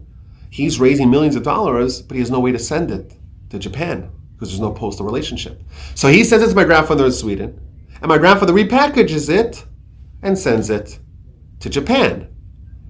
And again, we see him taking initiative, him taking an active role to try to help people. He used to tell over the story that after the war ended, of course, the whole Europe is replete with Jewish refugees, with concentration camp survivors, many of them, very sick, obviously. And this also creates another opportunity. And there was one Rosh Hashanah where there was a giant refugee camp essentially it was a hospital, of sick Jewish survivors of the war. And they were all encamped someplace near where he was in Sweden. And he said what he did, that Rosh Hashanah, he didn't daven with a minyan. Many times throughout that 8 years, there wasn't a minyan to be had, even if he wanted it. But what he did was, he went from room to room with a shofar, blowing the shofar for all these sickly, very sick, some of them even dying, patients and refugees. And he said, when he came back the second day of Rosh Hashanah, many of the people that he had blown shofar for on day one had already perished by day two. But I think maybe the episode that most embodies this attribute, this exemplary attribute of someone taking initiative, is the founding of the school for Jewish girls and survivors in Lidingö, a suburb of Stockholm where he lived. He had found out that there were train loads of concentration camp survivors that were being brought in on an ostensibly humanitarian initiative of the Swedish government. It turns out that the Swedish government had they had a shidduch crisis of their own. They had more boys than girls, and therefore they wanted to import a bunch of Jewish girls under the guise of humanitarian concerns to be able to integrate them into the Swedish society. So my grandfather says, there's a bunch of girls. Who knows, maybe I could go and help them. So he travels and he arrives at this camp and he sees, as far as the eye could see, thousands of Jewish girls, some of them coming from the best, most prestigious rabbinic families in Europe. And they're here after going through veritable hell throughout the war. They're here now, and many of them have forgotten everything they've learned. And these are Jewish girls. What's going to be with them? So he makes this decision to open up a school for them. And it's a very long story, very dramatic story, but just the idea of someone opening up a school right after the war, it's kind of a crazy idea. Who would come up with that kind of chimera? But he did it. And indeed, there were hundreds of Jewish girls that were trained in this Beis Yaakov, if you will, this school that he founded. He didn't run it, but he had founded it because he had this capacity to see an opportunity to do something when there was a need for something to get done. You have these 8 years that he's largely isolated. He is in seclusion. He's lonely. There's no one around to be with him. He's in this barren wasteland of Sweden. And for most of his peers, most of the people that were trained in the yeshiva world in Europe, they go there and that equals a spiritual death sentence for them. For my grandfather, for Saba, this is an opportunity to become someone great. These trying times really bring out different kinds of people. Some people will say, you know what, they throw up their hands in the air, they give a big sigh, they give a krecht, and they say, Oy vey, this is terrible. I wish I could do something about it. I always think, what would we do if we were in the United States during the Holocaust? Would we be like Rabbi Avram Kalmanovich or Rabbi Weissmandel to invest Herculean efforts to try to save as many of our Jewish brethren as possible? Or would we be people that ultimately do nothing about it? And I think one of the themes that constantly reappears in my grandfather's life is that he would always take initiative and always take action, always take responsibility, always jump in when there was an opportunity that presented itself. Of course, he opened his yeshiva in 1948. In 1967, after the Six-Day War, there was this groundswell of the tshuva movement that happened. People witnessed a miracle. The nation's on the brink. Everyone assumes that everyone's going to die. It's going to be another Holocaust. The Arab armies are converging, and Israel there's no one there to help it. They have no friends, and they win this stunning victory. People, they witnessed the Yad Hashem, they witnessed the hand of God. But they're all secular. They don't know what to do. So my grandfather takes initiative. He starts going from kibbutz to kibbutz, secular kibbutz that wouldn't have been interested in a rabbi talking about Torah. They come and he teaches them. And he actually was Mekar. He brought dozens and dozens, if not hundreds of Jews back to Torah, back to mitzvos, via his outreach efforts. He started writing essays. He would give lectures. He actually, after the Yom Kippur War, he actually traveled to Egypt to give speeches to Jewish soldiers that were, across the Suez Canal in Egypt. Again, we see there's an opportunity. He jumps on it. I was reading today the introduction to Alei Shur Chelet Sheni, the second volume of Alei Shur, and he writes something again along these lines. He says this book, he calls it himself, it's the Shulchan Aruch. It's the organized, codified text of Musar. This is this book. And then he has this whole paragraph. This is just on the second page of the introduction. He has this whole paragraph trying to justify writing it. Why would you write such a book of such scope? And he says, on one hand, there are people who think that everything I'm writing here is so obvious, it's so patently obvious that there's no need to write it. And there's others who are going to say, well, what business do you have to write it? And he says, this is the Torah Sheba'al Peh, this is the oral Torah of the Musar world that everyone knew before the war, and it ceased existing in our world. And I was looking around, someone's going to write this book, right? And there was no one else there to write it. And the only reason why I write it, I'm a hedyot, he calls himself a hedyot, a simpleton, a layperson. Why am I jumping ahead to write this book? It's only because greater people than me didn't write it till now. And in this orphan generation, I'm one of the Yechidim, the sole people that are dealing with this kind of Torah, the Torah of Musar, and training students and rearing students in the light of this perspective. And it seems to me that the author, i.e. himself, is fulfilling b'makam she'ein anash mishadli ish. In a place where there's no one, you become someone. That was his life. Whenever there was no one to do something, he said, I'm going to do it. Alayla Hakim, I'm going to be the one who's going to take responsibility. I'm going to take initiative. I'm going to be the one to make a difference. He opens up a Beis HaMusar. That's something which is very much against the grain. He does it. Even in his 80s, he spearheads, he opens a yeshiva, constantly being active, constantly doing. I think that the coronavirus pandemic, I think it presents for all of us an opportunity to step up, an opportunity to make something out of ourselves. This too is something that I can only imagine what my grandfather would do now. Now when the whole world is being shaken up, the box is shaking, everyone's normal life, everyone's normal day, everyone's normal schedule, everything's upended. The whole world's upended. It's an opportunity to do something great, to influence the world in a profound way. You know, the stock market, the economy is tanking. And a lot of people who are the great investors, they know that this is like an opportunity.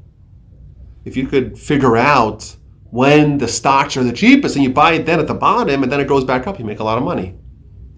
I think that applies in general. Just as there's a sale to a certain degree when everything tanks, there's a spiritual sale available to us today.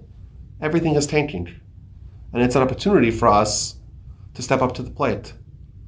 My grandfather would talk often about Rabbi Yisrael Salanter, the founder of the Muslim movement, what he did during the cholera outbreak of 1848, and the efforts that he took, and the task force of yeshiva students that he championed to go help and go save and go work and go be involved and go assist. And he would go from shul to shul on Yom Kippur and make Kiddush in shul, taking initiative, taking leadership. I think the fact that we have an outbreak in the world, it's a pandemic in the world, it's also an opportunity for us to do something special on our own account, make ourselves great. Whether it's in areas of chesed, a lot of people have great needs. They can't go to the shopping, they can't do normal things, do normal errands. Maybe it's an opportunity for us to become great in chesed. I have another example. There's innovative opportunities, new ways to teach Torah. Maybe we could learn something we never learned before. We could study something we never studied before. Or we could teach in ways that weren't feasible prior. I know my son Akiva, he should live with me well. He joined this Night Seder America project. Some Rebbe in Passaic, New Jersey, started this program. All these kids come in on Zoom from all across the country. And there's 1,000 kids, and they're learning, they're finishing Masechtas on Zoom. That's not something you could have done a month or 2 months ago, but this is someone that saw an opportunity and jumped in it. And now there's 1,000 kids finishing Masechtas, all thanks to him. I think today we have to realize that this is a spiritual fire sale. Things are cheap, things are available, greatness is within our reach. And I think the lesson for my grandfather is, don't say, oh, what business do I have to become great? Who am I? What background do I have? No one told me to go do this. When we come before the Almighty and we tell him, I didn't become great because no one gave me that push, no one gave me that encouragement, no one trained me, no one told me to do it, they're going to say to him, the Almighty's going to say to him, that answer is not valid. Look at the Mashgiach, look at Rabbi Shlomo Wolbe, look where he came from, look what he did. And how did he do it? When there were opportunities, he jumped on them. Now, there are opportunities for all of us. May we all seize those opportunities, jump on them, and become great ourselves.